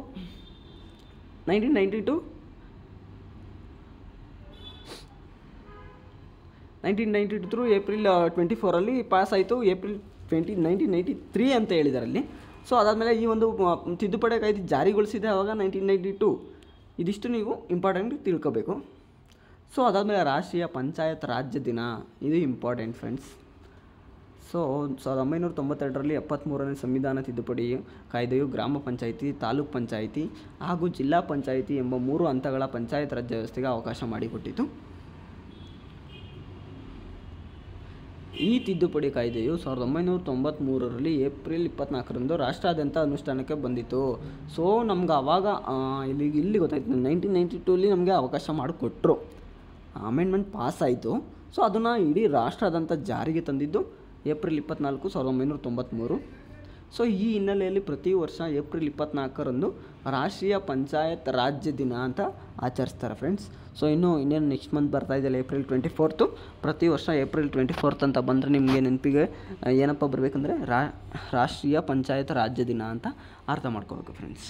ಸೊ ಇದೊಂದು ಮೇಲೆ ರಾಷ್ಟ್ರೀಯ ಪಂಚಾಯತ್ ರಾಜ್ಯ ದಿನನ ಫಸ್ಟ್ ಎಲ್ಲಪ್ಪ ಆಚರಿಸ್ತಾರೆ ಅಂದರೆ ಪ್ರಥಮ ಬಾರಿಗೆ 2010ರಲ್ಲಿ ಅಂದಿನ ಪ್ರಧಾನಿ ಡಾಕ್ಟರ್ ಮನಮೋಹನ್ ಸಿಂಗ್ ರಾವ್ರವರು ನ್ಯೂ ಡೆಲ್ಲಿಯಲ್ಲಿ ಉದ್ಘಾಟಿಸಿದರು ಅಂತ ಹೇಳಿದ್ದಾರೆ ಫ್ರೆಂಡ್ಸ್. ಸೊ ಇದಾದಮೇಲೆ ನಾವು ಈಗ 73ನೇ ಸಂವಿಧಾನ ತಿದ್ದುಪಡಿಯ ಕಾಯ್ದೆಯ ಪ್ರಮುಖ ಲಕ್ಷಣಗಳು, ಇದ್ರ ಕೆಳಗಡೆ ಈ ಒಂದು ಅಮೆಂಡ್ಮೆಂಟ್ ಆ್ಯಕ್ಟ್ ಪಾಸ್ ಆಯಿತಲ್ಲ ಫ್ರೆಂಡ್ಸ್, ಇದ್ರ ಕೆಳಗಡೆ ಬರುವಂಥ ಆರ್ಟಿಕಲ್ಸ್ ನಾನು ಹೇಳಿದೆ 243ಇಂದ 243 ಬರುತ್ತೆ ಅಂತ. ಆ ಒಂದು ಪ್ರತಿಯೊಂದು ಆರ್ಟಿಕಲ್ಸ್ನ ನಾನೀಗ ನೇಮ್ ಓದ್ಕೊಂಡು ಹೋಗ್ತೀನಿ, ಅದು ಯಾವ ಆರ್ಟಿಕಲ್ಸ್ ಅಂತ ಓದ್ಕೊಂಡು ಹೋಗ್ತೀನಿ. ನೀವು ಡೈರೆಕ್ಟ್ ಪಾಯಿಂಟ್ಸ್ಗಳು ಬರ್ಕೊಂಡ್ರೆ ಸಾಕು, ಯಾಕಂದರೆ ಇದೆಲ್ಲ ಒಳಗಡೆ ಎಲ್ಲ ಪೂರ್ತಿ ಏನು ಕೇಳೋದಿಲ್ಲ, ಆರ್ಟಿಕಲ್ಸ್ ಕೊಟ್ಬಿಡ್ತಾರೆ. 243A 243B ಇದು ಯಾವುದು ಬರುತ್ತೆ ಅಂತ ಕೇಳಿಬಿಡ್ತಾರೆ. ಅದಕ್ಕೋಸ್ಕರ ನೀವು ಪಾಯಿಂಟ್ಸ್ ಮಾಡ್ಕೊಂಡು ಹೋಗಿ, ನಾನು ಕೂಡ ಹಂಗೆ ಹೇಳ್ಕೊಂಡು ಹೋಗ್ತೀನಿ. 243A ಬಂದು ಗ್ರಾಮ ಸಭೆ ಬಗ್ಗೆ ಹೇಳ್ಕೊಡುತ್ತೆ ಫ್ರೆಂಡ್ಸ್. ಈ ಒಂದು ಗ್ರಾಮ ಸಭೆ ಏನಪ್ಪ ಅಂತಂದರೆ, ಗ್ರಾಮ ಸಭೆಯು ಒಂದು ಗ್ರಾಮ ಪಂಚಾಯಿತಿಯ ನೋಂದಾಯಿತ ಮತದಾರರನ್ನು ಒಳಗೊಂಡಿರ್ತದೆ. ಇದು ಒಂದು ಗ್ರಾಮ ಪಂಚಾಯಿತಿಯ ನೋಂದಾಯಿತ ಮತದಾರರ ಸಮೂಹ ಗ್ರಾಮ ಸಭಾ ಬಗ್ಗೆ ಹೇಳುವಂಥ ಆರ್ಟಿಕಲ್ ಯಾವುದು ಅಂತ ಕೇಳಿದ್ರೆ 243A. ಸೊ ನೆಕ್ಸ್ಟ್ ಒನ್ ಬಂದು 3 ಹಂತದ ವ್ಯವಸ್ಥೆ. ಈ ಒಂದು ಗ್ರಾಮ ಪಂಚಾಯತ್ ವ್ಯವಸ್ಥೆಯಲ್ಲಿ 3 ಹಂತದ ವ್ಯವಸ್ಥೆ ಇರುತ್ತೆ, ನಿಮಗೆಲ್ಲ ಗೊತ್ತಿದೆ. ಅದ್ರ ಬಗ್ಗೆ ಹೇಳೋದು ಆರ್ಟಿಕಲ್ ಬಂದು 243B. ಇನ್ನು 243C ಆರ್ಟಿಕಲ್ ಏನರ ಬಗ್ಗೆ ಹೇಳುತ್ತೆ ಅಂತಂದರೆ ಸದಸ್ಯರು ಮತ್ತು ಅಧ್ಯಕ್ಷರ ಚುನಾವಣೆ. ಗ್ರಾಮ ಪಂಚಾಯಿತಿ, ತಾಲೂಕ್ ಪಂಚಾಯಿತಿ ಹಾಗೂ ಜಿಲ್ಲಾ ಪಂಚಾಯಿತಿ ಸದಸ್ಯರುಗಳು ಪ್ರತ್ಯಕ್ಷವಾಗಿ ಚುನಾಯಿಸಬೇಕು ಅಂತ ಈ ಒಂದು 243C ಆರ್ಟಿಕಲ್ ಹೇಳುತ್ತೆ ಫ್ರೆಂಡ್ಸ್. 243D ಆರ್ಟಿಕಲ್ ಬಂದು ಸ್ಥಾನ ಮೀಸಲಾತಿ. ಸೊ ಯಾವ್ಯಾವ ಕ್ಯಾಟಗರಿಯವ್ರಿಗೆ ಯಾವ್ಯಾವ ಸ್ಥಾನ ಇದೆ, SC/ST ಅವ್ರಿಗೂ ಕೂಡ ಸ್ಥಾನ ಮೀಸಲಾತಿ ಕಲ್ಪಿಸಲಾಗುತ್ತದೆ. ಸೊ ಅದಾದಮೇಲೆ ಮಹಿಳೆಯರಿಗೆ 1/3 ಅಂದರೆ 3 ಜನ ನಿಂತ್ಕೊಂಡಿದ್ದಾರೆ ಅಂದರೆ ಅದರಲ್ಲಿ ಒಂದು ಮಹಿಳೆ ಕ್ಯಾಂಡಿಡೇಟ್ ಮಾತ್ರ ಇರಲೇಬೇಕು ಅಂತ ಈ ಒಂದು 243D ಆರ್ಟಿಕಲಲ್ಲಿ ಹೇಳುತ್ತೆ. ಸೊ ಪಂಚಾಯಿತಿಗಳ ಅಧಿಕಾರಾವಧಿ ಎಷ್ಟಿರುತ್ತೆ ನಿಮಗೆಲ್ಲ ಗೊತ್ತಿದೆ, 5 ವರ್ಷ ಅಧಿಕಾರಾವಧಿ ಇದೆ ಪಂಚಾಯಿತಿಗಳ ಅಧಿಕಾರಾವಧಿ. ಈ ಒಂದು 5 ವರ್ಷ ಅದಾದಮೇಲೆ ವಿಸರ್ಜನೆ ಆದ 6 ತಿಂಗಳೊಳಗೆ ಪಂಚಾಯತ್ ರಾಜ್ಯ ಹೊಸದಾಗಿ ಚುನಾವಣೆ ಮಾಡಬೇಕು. ಸೊ 5 ವರ್ಷ ಆತಿದ್ದಂಗೆ ಅಧಿಕಾರ ಅಕಸ್ಮಾತ್ ಅವ್ರೇನೋ 5 ವರ್ಷ ಕಂಪ್ಲೀಟ್ ಮಾಡಿಲ್ಲ, ಆಗಲೇ ಏನೋ ಡೆತ್ ಆದರೂ ಅಥವಾ ರಾಜೀನಾಮೆ ಏನೋ ಕೊಟ್ಟರು ಅಂದರೆ ಅದಾದಮೇಲೆ 6 ತಿಂಗಳು ಒಳಗಡೆ ಮತ್ತೆ ರೀಎಲೆಕ್ಷನ್ ಮಾಡಬೇಕು. ಸೊ ಇದೊಂದು ರೂಲ್ಸ್ ಇದೆ. ಸೊ ಇದ್ರ ಬಗ್ಗೆ ಅಧಿಕಾರಾವಧಿ ಬಗ್ಗೆ ಹೇಳೋದು ಅಂತ ಆರ್ಟಿಕಲ್ ಯಾವುದಪ್ಪ ಅಂದರೆ 243E. ಸೊ ನೆಕ್ಸ್ಟು ಅನರ್ಹತೆ ಬಗ್ಗೆ ಹೇಳೋದಾದ್ರೆ ಆರ್ಟಿಕಲ್ ಯಾವುದಪ್ಪ ಅಂತಂದರೆ 243F. ಇದು ಏನಪ್ಪ ಅನರ್ಹತೆ ಹೇಳುತ್ತೆ ಅಂತಂದರೆ 21 ವರ್ಷಕ್ಕಿಂತ ಕಡಿಮೆ ವಯಸ್ಸಿನವರು ಈ ಚುನಾವಣೆಯನ್ನು ಸ್ಪರ್ಧಿಸಲು ಆಗೋದಿಲ್ಲ ಅಂತ ಈ ಒಂದು 243F ಆರ್ಟಿಕಲ್ ಹೇಳುತ್ತೆ. ಸೊ ನೆಕ್ಸ್ಟ್ 243K ರಾಜ್ಯ ಚುನಾವಣಾ ಆಯೋಗ ಅಂತ ಹೇಳುತ್ತೆ. ರಾಜ್ಯ ಚುನಾವಣಾ ಆಯೋಗ ಅಂತಂದರೆ ಈ ಒಂದು ಎಲೆಕ್ಷನ್ ಯಾವ ರೀತಿ ನಡೆಸ್ತಾರೆ, ಏನು ಕತೆ, ಮತದಾರರ ಪಟ್ಟಿ ಮೇಲ್ವಿಚಾರಣೆ ನಡೆಸುವ ನಿರ್ದೇಶಿಸುವ, ನಿಯಂತ್ರಿಸುವ ಮತ್ತು ಪಂಚಾಯಿತಿಗಳ ಚುನಾವಣೆ ನಡೆಸುವ ಜವಾಬ್ದಾರಿ ಆಯೋಗದಾಗಿದೆ. ಇದರ ಮುಖ್ಯಸ್ಥರಾದ ರಾಜ್ಯ ಚುನಾವಣಾ ಆಯುಕ್ತರನ್ನು ರಾಜ್ಯಪಾಲರು ನೇಮಿಸಬೇಕು. ಸೊ ರಾಜ್ಯಪಾಲರು ನಾವೀಗ ಎಲೆಕ್ಷನ್ ಕಮಿಟಿ ಯಾರನ್ನು ನೇಮಕ ಮಾಡ್ತಾರೋ ಅವರು ಈ ಒಂದು ರಾಜ್ಯ ಚುನಾವಣಾ ಆಯೋಗನ ಮಾಡಿ ಎಲೆಕ್ಷನ್ ಮಾಡಬೇಕು ಫ್ರೆಂಡ್ಸ್. ಅದು 243K ಆರ್ಟಿಕಲಲ್ಲಿ ನೋಡ್ತೀವಿ. ಸೊ ಅದಾದಮೇಲೆ ಅಧಿಕಾರ ಮತ್ತು ಜವಾಬ್ದಾರಿಗಳು 243G ಆರ್ಟಿಕಲಲ್ಲಿ ನಾವು ಅಧಿಕಾರ ಮತ್ತು ಜವಾಬ್ದಾರಿಗಳನ್ನ ನೋಡ್ಬೋದು. ಈ ಒಂದು 1992 ಅಮೆಂಡ್ಮೆಂಟ್ ಆ್ಯಕ್ಟ್ನ ಪ್ರಕಾರ ಪಂಚಾಯತ್ ರಾಜ್ಯ ವ್ಯವಸ್ಥೆ ಯಾವ ರೀತಿ ಇದೆ ಅಂತ ಅಂದ್ಬಿಟ್ಟು ನಾವಿಲ್ಲಿ ನೋಡ್ತಾ ಇದ್ವಿ. ಸೊ ಫ್ರೆಂಡ್ಸ್, ಇಲ್ಲಿ ಅಧಿಕಾರ ಮತ್ತು ಜವಾಬ್ದಾರಿಗಳು ನೀವು ನೋಡಿಕೊಂಡು ಈ ಒಂದು PDF ನೋಡಿಕೊಂಡು ನೀವು ನಿಧಾನಕ್ಕೆ ಓದ್ಕೋಬೋದಾಗಿದೆ ಫ್ರೆಂಡ್ಸ್. ಸೊ ಹಣಕಾಸು ಅಂತ ಬಂದರೆ 243H ಅಲ್ಲಿ ಬರುತ್ತೆ. H ಆರ್ಟಿಕಲಲ್ಲಿ ಹಣಕಾಸು ಬರುತ್ತೆ. ತೆರಿಗೆಗಳು, ಸುಂಕಗಳು, ಶುಲ್ಕಗಳು ವಿಧಿಸುವ, ವಸೂಲಿ ಮಾಡುವ ಅಧಿಕಾರಗಳು ಪಂಚಾಯತ್ಗಳಲ್ಲಿ ನೀಡಬಹುದು. ಸೊ ಇದಾದಮೇಲೆ ತೆರಿಗೆ ಎಲ್ಲ ಯಾವ ರೀತಿ ಸಂಗ್ರಹ ಮಾಡೋದು ಅದೆಲ್ಲ ಈ ಒಂದು ಆರ್ಟಿಕಲ್ ಅಂಡರಲ್ಲೇ ಬರುತ್ತೆ. ಸೊ ರಾಜ್ಯ ಹಣಕಾಸು ಆಯೋಗ 243I ಪ್ರತಿ 5 ವರ್ಷಕ್ಕೊಮ್ಮೆ ರಾಜ್ಯ ಹಣಕಾಸು ಆಯೋಗ ರಚಿಸಬೇಕು. ಅಂದರೆ ಈ ಒಂದು ನಮ್ಮ ಕರ್ನಾಟಕ ಗೌರ್ಮೆಂಟ್ ಎಲ್ಲ ಮಾಡುತ್ತಲ್ಲ ಫ್ರೆಂಡ್ಸ್ ಬಜೆಟ್ ಅಂತ, ಆ ಒಂದು ಇದರಲ್ಲೂ ಕೂಡ ಪ್ರತಿಯೊಂದು 5 ವರ್ಷಕ್ಕೊಮ್ಮೆ ಹಣಕಾಸು ಆಯೋಗನ ಕೂಡ ರಚಿಸಬೇಕು ಅಂತ ಹೇಳಿದ್ದಾರೆ. ಆ ಒಂದು ಆರ್ಟಿಕಲ್ ಯಾವುದಪ್ಪ ಅಂದರೆ 243I ರಾಜ್ಯ ಹಣಕಾಸು ಆಯೋಗವನ್ನು ನಡೆಸೋದು. ರಾಜ್ಯ ಹಣಕಾಸು ಆಯೋಗದ ರಚನೆ ಯಾವ್ಯಾವ ನಡೆದಿದೆ ಅಂತಂದರೆ, ಈ ಹಿಂದೆ ಆಯೋಗದ ಒಬ್ಬರು ಅಧ್ಯಕ್ಷರು ಮತ್ತು 2 ಸದಸ್ಯರು ಒಳಗೊಂಡಿರುತ್ತದೆ ಆಯೋಗವು. ಫಸ್ಟು ಆಯೋಗ ಸ್ಟಾರ್ಟ್ ಆಗಿದ್ದು ರಚಿಸಿದ ವರ್ಷ ಯಾವುದಪ್ಪ ಅಂದರೆ ಮೊದಲನೇ ಆಯೋಗ 1995. ಅಧ್ಯಕ್ಷರು ಯಾರಾಗಿದ್ದರು ಅಂತ ಕೇಳಿದ್ರೆ ಇಂಪಾರ್ಟೆಂಟ್ ಇದು, ಜಿ ತಿಮ್ಮಯ್ಯ. ಸೆಕೆಂಡ್ ಒನ್ ನಡೆದಿದ್ದು 2000 ಅಧ್ಯಕ್ಷರು ಯಾರಪ್ಪ ಅಂತಂದರೆ KP ಸುರೇಂದ್ರನಾಥ್. ಮೂರನೇ ಆಯೋಗ ನಡೆದಿದ್ದು 2006 AG ಕೊಡ್ಗೆ ಅವರು. ಸದಸ್ಯರುಗಳು ಮಹೇಂದ್ರ ಕಟ್ಟಿ ಮತ್ತು ಟಿ ತಿಮ್ಮೇಗೌಡ. ಲಾಸ್ಟ್ ಈಗ ಸದ್ಯಕ್ಕೆ ನಡೆದಿರೋದು ಯಾವುದಪ್ಪ ಅಂದರೆ 4ನೇ ಆಯೋಗ CG ಚಿನ್ನಸ್ವಾಮಿ ಅಧ್ಯಕ್ಷರು. ಸೊ ಸದಸ್ಯರು 2 ಸದಸ್ಯರು ಒಳಗೊಂಡಿರ್ತದೆ ಅಂತ ಹೇಳಿದ್ವಲ್ಲ ಫ್ರೆಂಡ್ಸ್. ಸೊ 2 ಸದಸ್ಯರು ಯಾರ್ಯಾರಪ್ಪ ಅಂದರೆ HD ಅಮರನಾಥನ್ ಮತ್ತು H ಶಶಿಧರ್, ಇವರಿಬ್ಬರು ಆಗಿದ್ದಾರೆ ಫ್ರೆಂಡ್ಸ್. ಸೊ ಅದಾದಮೇಲೆ ನೆಕ್ಸ್ಟು ನಾವು ಮುಂದೆ ನೋಡೋದಾದರೆ ಲೆಕ್ಕ ಪರಿಶೋಧನೆ 243J ಪ್ರಕಾರ ಪಂಚಾಯತ್ಗಳ ಲೆಕ್ಕ ನಿರ್ವಹಣೆ ಮಾಡಿ. ಸೊ ಅಲ್ಲಿ ಏನೇನು ಅಕೌಂಟ್ಸು ಆಡಿಟಿಂಗ್ ಎಲ್ಲ ಏನೇನಿರುತ್ತೋ ಅದ್ರ ಬಗ್ಗೆ ಎಲ್ಲ ನೋಡ್ಕೊಳ್ಳೋದು. ಒಂದು ಗ್ರಾಮ ಪಂಚಾಯತಿಗೆ ಸೇರುವಂಥ ಅಕೌಂಟ್ಸ್ ಎಲ್ಲ ಮೇಂಟೈನ್ ಮಾಡೋದು ಈ ಒಂದು 243J ಆರ್ಟಿಕಲ್ ಕೆಳಗಡೆ ಬರುತ್ತೆ. ಸೊ ಕೇಂದ್ರಾಡಳಿತ ಪ್ರದೇಶಗಳ ಅನ್ವಯಿಸುವುದು 243L ಅಲ್ಲಿ ಕೇಂದ್ರಾಡಳಿತ ಬಗ್ಗೆ ಆರ್ಟಿಕಲ್ ಬರುತ್ತೆ. ವಿನಾಯಿತಿ ನೀಡಲಾಗಿರೋ ರಾಜ್ಯಗಳು 243M ಇದೊಂದು ಇಂಪಾರ್ಟೆಂಟು. ಸೊ ಪಂಚಾಯತ್ ರಾಜ್ಯ ವ್ಯವಸ್ಥೆ ಯಾವ್ಯಾವ ಸ್ಟೇಟಲ್ಲಿ ಇಲ್ಲ ಅಂತ ಇಲ್ಲಿ ಗೊತ್ತಾಗುತ್ತೆ. 243M ವಿಧಿಯ ಪ್ರಕಾರ ಜಮ್ಮು ಕಾಶ್ಮೀರ, ನಾಗಾಲ್ಯಾಂಡ್, ಮೇಘಾಲಯ ಮತ್ತು ಮಿಜೋರಾಂ ರಾಜ್ಯಗಳಲ್ಲಿ ಹಾಗೂ ಇತರ ಕೆಲವು ಪ್ರದೇಶಗಳಲ್ಲಿ ಈ ಕಾಯ್ದೆ ಅನ್ವಯಿಸುವುದಿಲ್ಲ.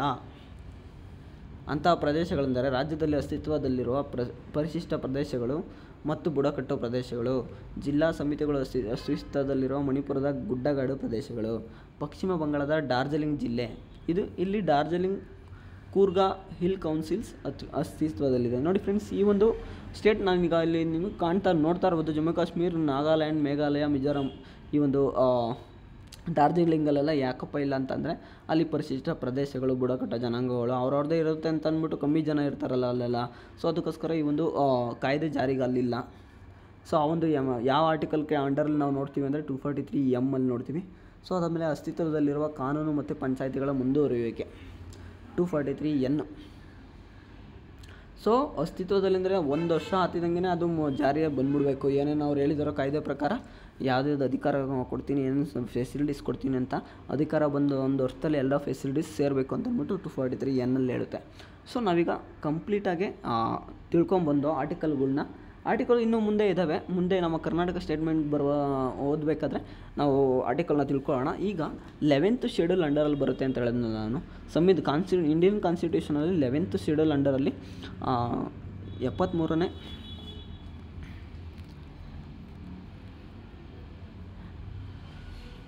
73ನೇ ಸಂವಿಧಾನದ ಅಮೆಂಡ್ಮೆಂಟ್ ಆ್ಯಕ್ಟ್ನ ಪ್ರಕಾರ ಈ ಒಂದು 11th ಶೆಡ್ಯೂಲ್ ಬಗ್ಗೆ ನಾವೀಗ ಕಂಪ್ಲೀಟಾಗಿ ತಿಳ್ಕೊಂಡು ಹೋಗ್ಬಿಡೋಣ. ಅದರಲ್ಲಿ ಆರ್ಟಿಕಲ್ 243ಇಂದ 243 ಪಂಚಾಯತ್ ರಾಜ್ಯ ಬಗ್ಗೆ ಇರುತ್ತೆ. ಅದಕ್ಕೆ ಶೆಡ್ಯೂಲ್ ನೇಮ್ ಏನಪ್ಪ ಅಂತ ಅಂದರೆ ಪಂಚಾಯತ್ಸ್ ಅಂತ ಇರುತ್ತೆ, ನಿಮಗೆ ಗೊತ್ತಿದೆ. ಸೊ ಈಗ 11ನೇ ಅನುಸೂಚಿಯಲ್ಲಿರುವ ಬರುವಂಥ 29 ವಿಷಯಗಳಲ್ಲಿ ಈ ಒಂದು 11th ಶೆಡ್ಯೂಲಲ್ಲಿ 29 ವಿಷಯಗಳ ಬಗ್ಗೆ ಬರುತ್ತೆ. ಅದು ಪಂಚಾಯತ್ ಅಭಿವೃದ್ಧಿಗೆ ಆ ಒಂದು ಕಾಯ್ದೆ ಅಂಡರಲ್ಲಿ ಬರುತ್ತೆ ಅಂತ ನಾನು ನಿಮ್ಗೆ ಹೇಳಿದ್ನಲ್ಲ ಫ್ರೆಂಡ್ಸ್. ಸೊ ಆ 29 ವಿಷಯಗಳು ಯಾವುದ್ಯಾವುದಪ್ಪ ಅಂತ ಇಲ್ಲಿ ಒಮ್ಮೆ ಕಂಪ್ಲೀಟಾಗಿ ಓದ್ತೀನಿ. ಸೊ ನೀವು ಇದನ್ನು ತಿಳ್ಕೊಂಡ್ರೆ ಪಂಚಾಯಿತಿ ಅಂತ ಒಂದು ಬಂತು ಅಂದರೆ ಅದ್ರ ಕಾರ್ಯಗಳು ಇದಿಷ್ಟು ಅಂಡರಲ್ಲೇ ಬರ್ತಾ ಇರ್ತವೆ. ಇದಿಷ್ಟೂ ಪಂಚಾಯಿತಿ ಮಾಡುವಂಥ ಕೆಲಸಗಳು, ಅಭಿವೃದ್ಧಿ ಕಾರ್ಯಕ್ರಮಗಳು, ಅಭಿವೃದ್ಧಿ ಪಡುವಂಥ ಒಂದು ಏನಪ್ಪ ಅಂತಾರೆ ವಿಷಯಗಳು ಅಂತಲೇ ಹೇಳ್ಬೋದು. ಸೊ ಕಂಪ್ಲೀಟಾಗಿ ನೋಡ್ಕೊಂಡು ಹೋಗ್ಬಿಡೋಣ ಬನ್ನಿ. ಫಸ್ಟ್ ಒನ್ನು ಕೃಷಿ, ನೆಕ್ಸ್ಟು ಭೂಮಿಯನ್ನು ಉತ್ತಮಪಡಿಸುವಿಕೆ, ಭೂ ಸುಧಾರಣೆಗಳ ಅನುಷ್ಠಾನ, ಭೂ ಕ್ರೋಢೀಕರಣ ಮತ್ತು ಮಣ್ಣು ಸಂರಕ್ಷಣೆ, ಸಣ್ಣ ನೀರಾವರಿ, ಜಲ ನಿರ್ವಹಣೆ ಮತ್ತು ಜಲನಯನ ಅಭಿವೃದ್ಧಿ, ಪಶುಸಂಗೋಪನೆ, ಕ್ಷೀರೋದ್ಯಮ ಮತ್ತು ಕೋಳಿ ಸಾಗಾಣಿಕೆ, ಮೀನುಗಾರಿಕೆ, ಸಾಮಾಜಿಕ ಅರಣ್ಯ ಮತ್ತು ಕೃಷಿ ಅರಣ್ಯ, ಪ್ರಮುಖ ಅರಣ್ಯ ಉತ್ಪನ್ನಗಳು, ಸಣ್ಣ ಕೈಗಾರಿಕೆಗಳು, ಆಹಾರ ಸಂಸ್ಕರಣೆ ಮತ್ತು ಕೈಗಾರಿಕೆಗಳು, ಖಾದಿ, ಗ್ರಾಮೀಣ ಮತ್ತು ಗೃಹ ಕೈಗಾರಿಕೆಗಳು, ಗ್ರಾಮೀಣ ವಸತಿ, ಕುಡಿಯುವ ನೀರು, ಇಂಧನ ಮತ್ತು ಮೇವು, ರಸ್ತೆಗಳು, ಸೇತುವೆಗಳು ಇತ್ಯಾದಿ, ಗ್ರಾಮೀಣ ವಿದ್ಯುದೀಕರಣ, ಅಸಾಂಪ್ರದಾಯಿಕ ಶಕ್ತಿ ಮೂಲಗಳು, ಪ್ರಾಥಮಿಕ ಮತ್ತು ಮಾಧ್ಯಮಿಕ ಶಾಲೆಗಳನ್ನು ಒಳಗೊಂಡಂತೆ ಶಿಕ್ಷಣ, ಬಡತನ ನಿರ್ಮೂಲನಾ ಕಾರ್ಯಕ್ರಮ, ತಾಂತ್ರಿಕ ತರಬೇತಿ ಮತ್ತು ವೃತ್ತಿ ಶಿಕ್ಷಣ, ವಯಸ್ಕರ ಮತ್ತು ಅಸಾಂಪ್ರದಾಯಿಕ ಶಿಕ್ಷಣ, ಗ್ರಂಥಾಲಯಗಳು, ಸಾಂಸ್ಕೃತಿಕ ಚಟುವಟಿಕೆಗಳು, ಮಾರುಕಟ್ಟೆಗಳು ಮತ್ತು ಜಾತ್ರೆಗಳು, ಆಸ್ಪತ್ರೆಗಳು, ಆರೋಗ್ಯ ಕೇಂದ್ರಗಳು, ಆಸ್ಪತ್ರೆಗಳು. ಸೊ ಫ್ರೆಂಡ್ಸ್, ನಾವು ಇದರಲ್ಲೆಲ್ಲ ನೋಡೋದಾರಂದ್ರೆ ಒಂದು ಗ್ರಾಮ ಪಂಚಾಯಿತಿ, ಒಂದು ಗ್ರಾಮದಲ್ಲಿ ಇರುವಂಥ ಪ್ರತಿಯೊಂದು ಸೌಲಭ್ಯಗಳು ಈ ಒಂದು 11ನೇ ಶೆಡ್ಯೂಲಲ್ಲಿ ಈ 29 ವಿಷಯಗಳಿಗೆ ಸೇರಿರೋದು ಗ್ರಾಮ ಪಂಚಾಯಿತಿ ಕಾಯ್ದೆ ಅಂಡರಲ್ಲಿ. ಇವಿಷ್ಟು ಅಧಿಕಾರ ನಮ್ಮ ಗ್ರಾಮ ಪಂಚಾಯಿತಿಗೆ ಇರುತ್ತೆ. ಇವಿಷ್ಟನ್ನು ಅಭಿವೃದ್ಧಿಪಡಿಸುವಂಥ ಪವರು ಗ್ರಾಮ ಪಂಚಾಯಿತಿಗೆ ಇರುತ್ತೆ. ಕುಟುಂಬ ಕಲ್ಯಾಣ, ಮಹಿಳೆ ಮತ್ತು ಮಕ್ಕಳ ಅಭಿವೃದ್ಧಿ, ಅಂಗವಿಕಲರ ಮತ್ತು ಮನೋವಿಕಲರ ಕಲ್ಯಾಣವನ್ನು ಒಳಗೊಂಡಂತೆ ಸಮಾಜ ಕಲ್ಯಾಣ, ದುರ್ಬಲರ ವರ್ಗಗಳ ಕಲ್ಯಾಣ, ಅದೇ SC/ST ಕ್ಯಾಸ್ಟ್ ಅವ್ರದ್ದು ಕಲ್ಯಾಣ ಮಾಡಬೇಕು ಅಂತ, ಸಾರ್ವಜನಿಕರ ವಿತರಣಾ ವ್ಯವಸ್ಥೆ, ಸಮುದಾಯ ಆಸ್ತಿಯ ನಿರ್ವಹಣೆ. ಇದಿಷ್ಟು 11th ಶೆಡ್ಯೂಲ್ನಲ್ಲಿ ಬರುವಂತಹ 29 ವಿಷಯಗಳು. ಓಕೆನಾ ಫ್ರೆಂಡ್ಸ್? ಸೊ ಅದಾದಮೇಲೆ ಪಂಚಾಯತ್ ಅನುಸೂಚಿತ ಪ್ರದೇಶಗಳು ವಿಸ್ತರಿಸುವುದು ಅಂದರೆ ಪಂಚಾಯತ್ಗಳ ಉಪಬಂಧಗಳ ಕಾಯ್ದೆ, ಪೇಸಾ ಆ್ಯಕ್ಟ್ ಅಂತ ಕರೀತಾರೆ. PESA means provisions of the panchayats extending to the schedules area.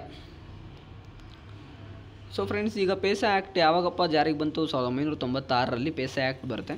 ಪೇಸಾ act ಅಂತ ಅಂದರೆ ಏನಪ್ಪ ಅಂದರೆ, ಭಾರತ ಸಂವಿಧಾನದ 11ನೇ ಭಾಗದಲ್ಲಿರುವ ಪಂಚಾಯಿತಿಗಳಿಗೆ ಸಂಬಂಧಿಸಿದ ಉಪಬಂಧಗಳು 5ನೇ ಅನುಸೂಚಿಯಲ್ಲಿ ಕಂಡುಬರುವ ಪ್ರದೇಶಗಳಲ್ಲಿ ಅನ್ವಯಿಸುವುದಿಲ್ಲ. ಅಂದರೆ ಕೆಲವೊಂದಲ್ಲಿ ಶೆಡ್ಯೂಲ್ ಕ್ಯಾಸ್ಟ್, ಶೆಡ್ಯೂಲ್ಡ್ ಏರಿಯಾ ಏನಪ್ಪ ಇರುತ್ತೆ ಅದಕ್ಕೆ ಅನ್ವಯಿಸಲ್ಲ ಅಂತ ನಾವು ಆವಾಗಲೇ ನೋಡಿದೋ. ಸೊ ಅದಕ್ಕೆ ಯಾವ ಆ್ಯಕ್ಟ್ ಬರುತ್ತೆ? ಪೇಸಾ ಆ್ಯಕ್ಟ್. ಪ್ರಸ್ತುತ 2014ರಲ್ಲಿ ಆಂಧ್ರ ಪ್ರದೇಶ, ಛತ್ತೀಸ್ಗಢ, ಗುಜರಾತ್, ಹಿಮಾಚಲ್ ಪ್ರದೇಶ್, ಜಾರ್ಖಂಡ್, ಮಧ್ಯಪ್ರದೇಶ್, ಮಹಾರಾಷ್ಟ್ರ, ಒಡಿಶಾ ಮತ್ತು ರಾಜಸ್ಥಾನ ಈ 9 ರಾಜ್ಯಗಳು 5ನೇ ಅನುಸೂಚಿಯಲ್ಲಿರುವ ಪ್ರದೇಶಗಳನ್ನು ಹೊಂದಿದ್ದಾವೆ. ಈ 9 ರಾಜ್ಯಗಳು ತಮ್ಮ ಪಂಚಾಯತ್ ರಾಜ್ಯ ಕಾಯ್ದೆಗಳಿಗೆ ತಿದ್ದುಪಡಿ ತರುವುದರ ಮೂಲಕ ಪೇಸಾಕ್ಕೆ ಪೂರಕವಾದ ಶಾಸನಗಳನ್ನು ರೂಪಿಸಿದ್ದಾರೆ. ಪೇಸಾ ಯಾವುದಾದ್ರು ರಾಜ್ಯದಲ್ಲಿದೆ ಅಂತ ಇಂಪಾರ್ಟೆಂಟು. ಅದಾದಮೇಲೆ ಪೇಸಾ ಯಾವಾಗ ಜಾರಿಗೆ ಬಂತು, ಕಾಯ್ದೆ ಅಂದರೆ ಆ ಒಂದು ಕಾಯ್ದೆ ಯಾವಾಗ ಜಾರಿಗೆ ಬಂತು ಅಂದರೆ ನೀವು ಇಲ್ಲಿ ನೋಡ್ಬೋದು. ಪೇಸಾ ಆ್ಯಕ್ಟ್ ಬಂದು 1996 ಯಾವ್ಯಾವ ಸ್ಟೇಟಲ್ಲಿದೆ ಅಂತ ಅಂದ್ಬಿಟ್ಟು ನೀವು ಇಲ್ಲಿ ನೋಡ್ಕೋಬೋದು. ಪೇಸಾ ಕಾಯ್ದೆಯ ಉದ್ದೇಶಗಳು ಏನೇನು ಬೇಡ ಫ್ರೆಂಡ್ಸ್, ನೀವು ಇಲ್ಲಿ ನೋಡ್ಕೋಬೋದು. ಅದಾದಮೇಲೆ ನೋಟ್ಸಲ್ಲಿ ಟೆಲಿಗ್ರಾಮ್ ಚಾನಲ್ಗೆ ಆಗ್ಬಿಟ್ಟು ನಿಧಾನವಾಗಿ ಆಳವಾಗಿ ನೀವು ಓದ್ಕೋಬೋದು. ನೆಕ್ಸ್ಟು ಇದು ಇಂಪಾರ್ಟೆಂಟ್, ಕರ್ನಾಟಕದಲ್ಲಿ ಪಂಚಾಯತ್ ರಾಜ್ಯ ವ್ಯವಸ್ಥೆ ಯಾವ ರೀತಿ ಇದೆ, ಪಂಚಾಯತ್ ರಾಜ್ಯ ವ್ಯವಸ್ಥೆ ಯಾವಾಗ ಬಂತು, ಸೊ ಎಷ್ಟು ರೀತಿ ಹಂತದಲ್ಲಿ ಪಂಚಾಯತ್ ರಾಜ್ಯ ವ್ಯವಸ್ಥೆ ನಡೆಯುತ್ತೆ ಅಂತ ನಾವು ಕಂಪ್ಲೀಟಾಗಿ ನೋಡ್ಕೊಂಡು ಹೋಗ್ಬಿಡೋಣ ಬನ್ನಿ ಫ್ರೆಂಡ್ಸ್. ಕರ್ನಾಟಕದಲ್ಲಿ ಗಂಗರು, ರಾಷ್ಟ್ರಕೂಟರು, ಹೊಯ್ಸಳರು ಹಾಗೂ ಕದಂಬರ ಕಾಲದಲ್ಲಿ ಸ್ಥಳೀಯ ಸರ್ಕಾರಗಳು ಅಸ್ತಿತ್ವದಲ್ಲಿದ್ದವು. 1902ರ ಮೈಸೂರು ಸ್ಥಳೀಯ ಸರ್ಕಾರಗಳ ಆಯ್ಕೆ ಕಾಯ್ದೆ ಅನ್ವಯ ಹಳೆ ಮೈಸೂರು ರಾಜ್ಯದಲ್ಲಿ ಸ್ಥಳೀಯ ಸಂಸ್ಥೆಗಳನ್ನು ರಚಿಸಲಾಗಿತ್ತು. 1954ರಲ್ಲಿ ನೇಮಿಸಲಾದ ಚಂದ್ರಶೇಖರಯ್ಯ ಸಮಿತಿಗಳು ಕೆಲವು ಶಿಫಾರಸು ಮಾಡಿದವು. ಸೊ ಅದಾದಮೇಲೆ ಯಾವುದಪ್ಪ ಅಂದರೆ ಬಲವಂತರಾಯ್ ಮೆಹ್ತಾ ಸಮಿತಿ. ನಾವು ಸ್ಟಾರ್ಟಿಂಗಲ್ಲೇ ನೋಡಿದೋ ಬಲವಂತರಾಯ್ ಮೆಹ್ತಾ ಸಮಿತಿ ಮತ್ತು ಕರ್ನಾಟಕದಲ್ಲಿ ಪಂಚಾಯತ್ ರಾಜ್ಯ ವ್ಯವಸ್ಥೆ ಯಾವ ರೀತಿ ಇದೆ ಅಂತ ನೋಡೋಣ. ಬಲವಂತರಾಯ್ ಮೆಹ್ತಾ ಸಮಿತಿಯ ಶಿಫಾರಸಿನ ಆಧಾರದ ಮೇಲೆ ಮೈಸೂರಿನ ಗ್ರಾಮ ಪಂಚಾಯಿತಿ ಮತ್ತು ಸ್ಥಳೀಯ ಮಂಡಳಿಗಳ ಕಾಯ್ದೆ 1959 ಜಾರಿಗೊಳಿಸಲಾಯಿತು. ಈ ಕಾಯ್ದೆಯು 3 ಹಂತದ ಪಂಚಾಯತ್ ರಾಜ್ಯ ವ್ಯವಸ್ಥೆಯನ್ನು ಜಾರಿಗೊಳಿಸುತ್ತಿತ್ತು. ಅವುಗಳೆಂದರೆ ನೇರವಾಗಿ ಚುನಾಯಿಸಲ್ಪಟ್ಟ ಗ್ರಾಮ ಪಂಚಾಯಿತಿ, ನೇರವಾಗಿ ಚುನಾಯಿಸಲ್ಪಟ್ಟ ತಾಲೂಕು ಅಭಿವೃದ್ಧಿ ಮಂಡಳಿ ಹಾಗೂ ಜಿಲ್ಲೆಯ ಎಂಪಿಗಳು ಮತ್ತು MLAಗಳಿಂದ ಕೂಡಿದ ಜಿಲ್ಲಾಧಿಕಾರಿ ಅಧ್ಯಕ್ಷತೆಯ ಜಿಲ್ಲಾ ಅಭಿವೃದ್ಧಿ ಸಮಿತಿ. ಸೊ ಇದು ಈ ಒಂದು ವ್ಯವಸ್ಥೆ ನಮ್ಮ ಕರ್ನಾಟಕ ಪಂಚಾಯಿತಿಲಿ ಇರೋದು ಫ್ರೆಂಡ್ಸ್. ಆದರೂ ನಾವೀಗ ನೋಡ್ಕೊಂಡು ಹೋಗೋಣ ಕಂಪ್ಲೀಟಾಗಿ. ಗ್ರಾಮ ಪಂಚಾಯಿತಿ ಯಾವ ರೀತಿ ವ್ಯವಸ್ಥೆ, ಯಾವ ರೀತಿ ಅಧಿಕಾರ ತೊಗೊತಾರೆ, ತಾಲೂಕು ಪಂಚಾಯಿತಿಲಿ ಯಾವ ರೀತಿ ವ್ಯವಸ್ಥೆ ಅಧಿಕಾರ ತೊಗೊತಾರೆ, ಅದಾದಮೇಲೆ ಜಿಲ್ಲಾ ಪಂಚಾಯಿತಿಲಿ ಯಾವ ರೀತಿ ಅಧಿಕಾರ ಮತ್ತು ವ್ಯವಸ್ಥೆ ಆಡಳಿತ ಮಾಡ್ತಾರೆ. ನಾವೀಗ ಜಿಲ್ಲಾ ಪಂಚಾಯಿತಿದು ಒಂದು ನೋಡ್ಕೊಂಡು ಹೋದರೆ ಇನ್ನೇನಿಲ್ಲ, ಅಲ್ಲಿ ಪಾಪ್ಯುಲೇಷನ್ ಮಾತ್ರ ಕಮ್ಮಿ ಮಾಡ್ಕೊಂಬರ್ತಾ ಇರಬೇಕು. ಜಿಲ್ಲಾ ಪಂಚಾಯಿತಿ ಇರೋದು ಜಾಸ್ತಿ ಜನಗಿರುತ್ತೆ, ತಾಲೂಕು ಪಂಚಾಯಿತಿ ಅದಕ್ಕಿಂತ ಕಮ್ಮಿ ಜನಕ್ಕಿರುತ್ತೆ, ಗ್ರಾಮ ಪಂಚಾಯಿತಿ ಅಂದರೆ ಊರಿನ ಗ್ರಾಮಕ್ಕೆ ಇರುತ್ತೆ. ಸೊ ಅಲ್ಲಿಗೆ ನೀವು ಅಲ್ಲಿ ಕೊಡೋವಂಥ ಫೆಸಿಲಿಟೀಸ್ ಅಭಿವೃದ್ಧಿ ಕಾರ್ಯಕ್ರಮಗಳು ಕೂಡ ಜಿಲ್ಲಾ ಪಂಚಾಯಿತಿಗೆ ಜಾಸ್ತಿ ಇರುತ್ತೆ, ಅದಕ್ಕಿಂತ ಕಮ್ಮಿ ಮಾಡಿಕೊಂಡೇ ಬಂದುಬಿಡಬೇಕು. ಸೊ ಇದರಲ್ಲಿ ನಾನು ಏನು ಹೇಳ್ತಾ ಇದ್ದೀನಿ ಅಂದರೆ, ನಾನೀಗ ಜಿಲ್ಲಾ ಪಂಚಾಯಿತಿ ಒಂದ್ರದ್ದು ಪ್ರತಿಯೊಂದು ಡೀಟೇಲಾಗಿ ಓದ್ಬಿಟ್ರೆ ಸೊ ನೀವೀಗ ಅರ್ಥ ಮಾಡ್ಕೊಳ್ಬೇಕು. ತಾಲೂಕು ಪಂಚಾಯಿತಿ ಅದಕ್ಕಿಂತ ಕಮ್ಮಿ ಇರುತ್ತೆ, ಜಿಲ್ಲಾ ಪಂಚಾಯಿತಿ ಅದಕ್ಕಿಂತ ಕಮ್ಮಿ ಅಭಿವೃದ್ಧಿ ಕಾರ್ಯಕ್ರಮಗಳನ್ನ ಕೊಟ್ಟಿರ್ತಾರೆ ಅಂತ. ಓಕೆನಾ ಫ್ರೆಂಡ್ಸ್? ಸೊ ಗ್ರಾಮ ಪಂಚಾಯಿತಿ ಮತ್ತು ತಾಲೂಕು ಪಂಚಾಯಿತಿಗಳಲ್ಲಿ ಜನಸಂಖ್ಯೆಯನ್ನು ಆಧರಿಸಿ ಪರಿಶಿಷ್ಟ ಜಾತಿ ಮತ್ತು ಪಂಗಡಗಳಿಗೆ ಸ್ಥಾನಮಾನ ಮೀಸಲಾತಿ ನೀಡಲಾಗಿತ್ತು. ಈ 2 ಹಂತಗಳಲ್ಲಿಯೂ ಮಹಿಳೆಯರಿಗೆ 2 ಸ್ಥಾನಗಳನ್ನು ಮೀಸಲಿಡಲಾಯಿತು. ಪರಿಶಿಷ್ಟ ಜಾತಿಯಿಂದ ಒಬ್ಬ ಸದಸ್ಯನನ್ನು ಹಾಗೂ ಪರಿಶಿಷ್ಟ ಪಂಗಡದಿಂದ ಒಬ್ಬ ಸದಸ್ಯನನ್ನು ಜಿಲ್ಲಾ ಅಭಿವೃದ್ಧಿ ಸಮಿತಿಗೆ ನಾಮಕರಣ ಮಾಡೋದಾಗಿತ್ತು. ಸೊ ಇದಾದಮೇಲೆ ಕರ್ನಾಟಕ ಜಿಲ್ಲಾ ಪರಿಷತ್ ತಾಲೂಕು ಪಂಚಾಯಿತಿ ಸಮಿತಿಗಳು ಮತ್ತು ಮಂಡಲ ಪಂಚಾಯಿತಿಗಳು ಮತ್ತು ನ್ಯಾಯ ಪಂಚಾಯಿತಿಗಳ ಕಾಯ್ದೆ 1983. ಯಾರಪ್ಪ ಅಂತಂದರೆ ಈ ಒಂದು ಜಾರಿಗೆಗೊಳಿಸಿದವರು ರಾಮಕೃಷ್ಣ ಹೆಗಡೆ ಅವರ ನೇತೃತ್ವದಲ್ಲಿ ಜನತಾ ಸರ್ಕಾರವು ಅಶೋಕ್ ಮೆಹ್ತಾ ಸಮಿತಿಯ ಶಿಫಾರಸನ್ನು ಆಧರಿಸಿ ಕರ್ನಾಟಕ ರಾಜ್ಯ ಜಿಲ್ಲೆಯ ಪಂಚಾಯಿತಿಗಳು ನ್ಯಾಯ ಪಂಚಾಯಿತಿಗಳ ಕಾಯ್ದೆಯನ್ನು ರೂಪಿಸಿತು. ಈ ಕಾಯ್ದೆಯು 1985ರಲ್ಲಿ ಜಾರಿಗೆ ಬರ್ತದೆ. ಸೊ ಅದಾದಮೇಲೆ ಇದರಲ್ಲಿ ಇದನ್ನು ಯಾರಪ್ಪ ಜಾರಿಗೆ ತಂದರು ಅಂತಂದರೆ ಕರ್ನಾಟಕದಲ್ಲಿ ಜಿಲ್ಲಾ ಪರಿಷತ್ ತಾಲೂಕು ಪಂಚಾಯಿತಿ ಸಮಿತಿ ಮತ್ತು ಮಂಡಳ ಪಂಚಾಯಿತಿಗಳ ಮತ್ತು ನ್ಯಾಯ ಪಂಚಾಯಿತಿಗಳ ಕಾಯ್ದೆ ಯಾರಪ್ಪ ಜಾರಿಗೆ ತಂದರು ಅಂದರೆ ರಾಮಕೃಷ್ಣ ಹೆಗಡೆ ಮತ್ತು ಅಂದಿನ ಪಂಚಾಯತ್ ರಾಜ್ಯ ಸಚಿವರಾಗಿರುವಂಥ ನೀರ್ ಸಾಬ್ ಹಿಂದೆ ಖ್ಯಾತರಾದ ಅಬ್ದುಲ್ ನಜೀರ್ ಸಾಬ್ ಅವರಿಗೆ ಸಲ್ಲಬೇಕು. ಸೊ ಇದಾದಮೇಲೆ 1987ರಲ್ಲಿ ಈ ಕಾಯ್ದೆಯನ್ನುವ ಪಂಚಾಯತ್ ರಾಜ್ಯ ಸಂಸ್ಥೆಗಳಿಗೆ ಚುನಾವಣೆ ನಡೆಸಲಾಗಿತ್ತು. ಸೊ ಫಸ್ಟು ಕರ್ನಾಟಕ ಪಂಚಾಯತ್ ರಾಜ್ಯ ಕಾಯ್ದೆ 1993.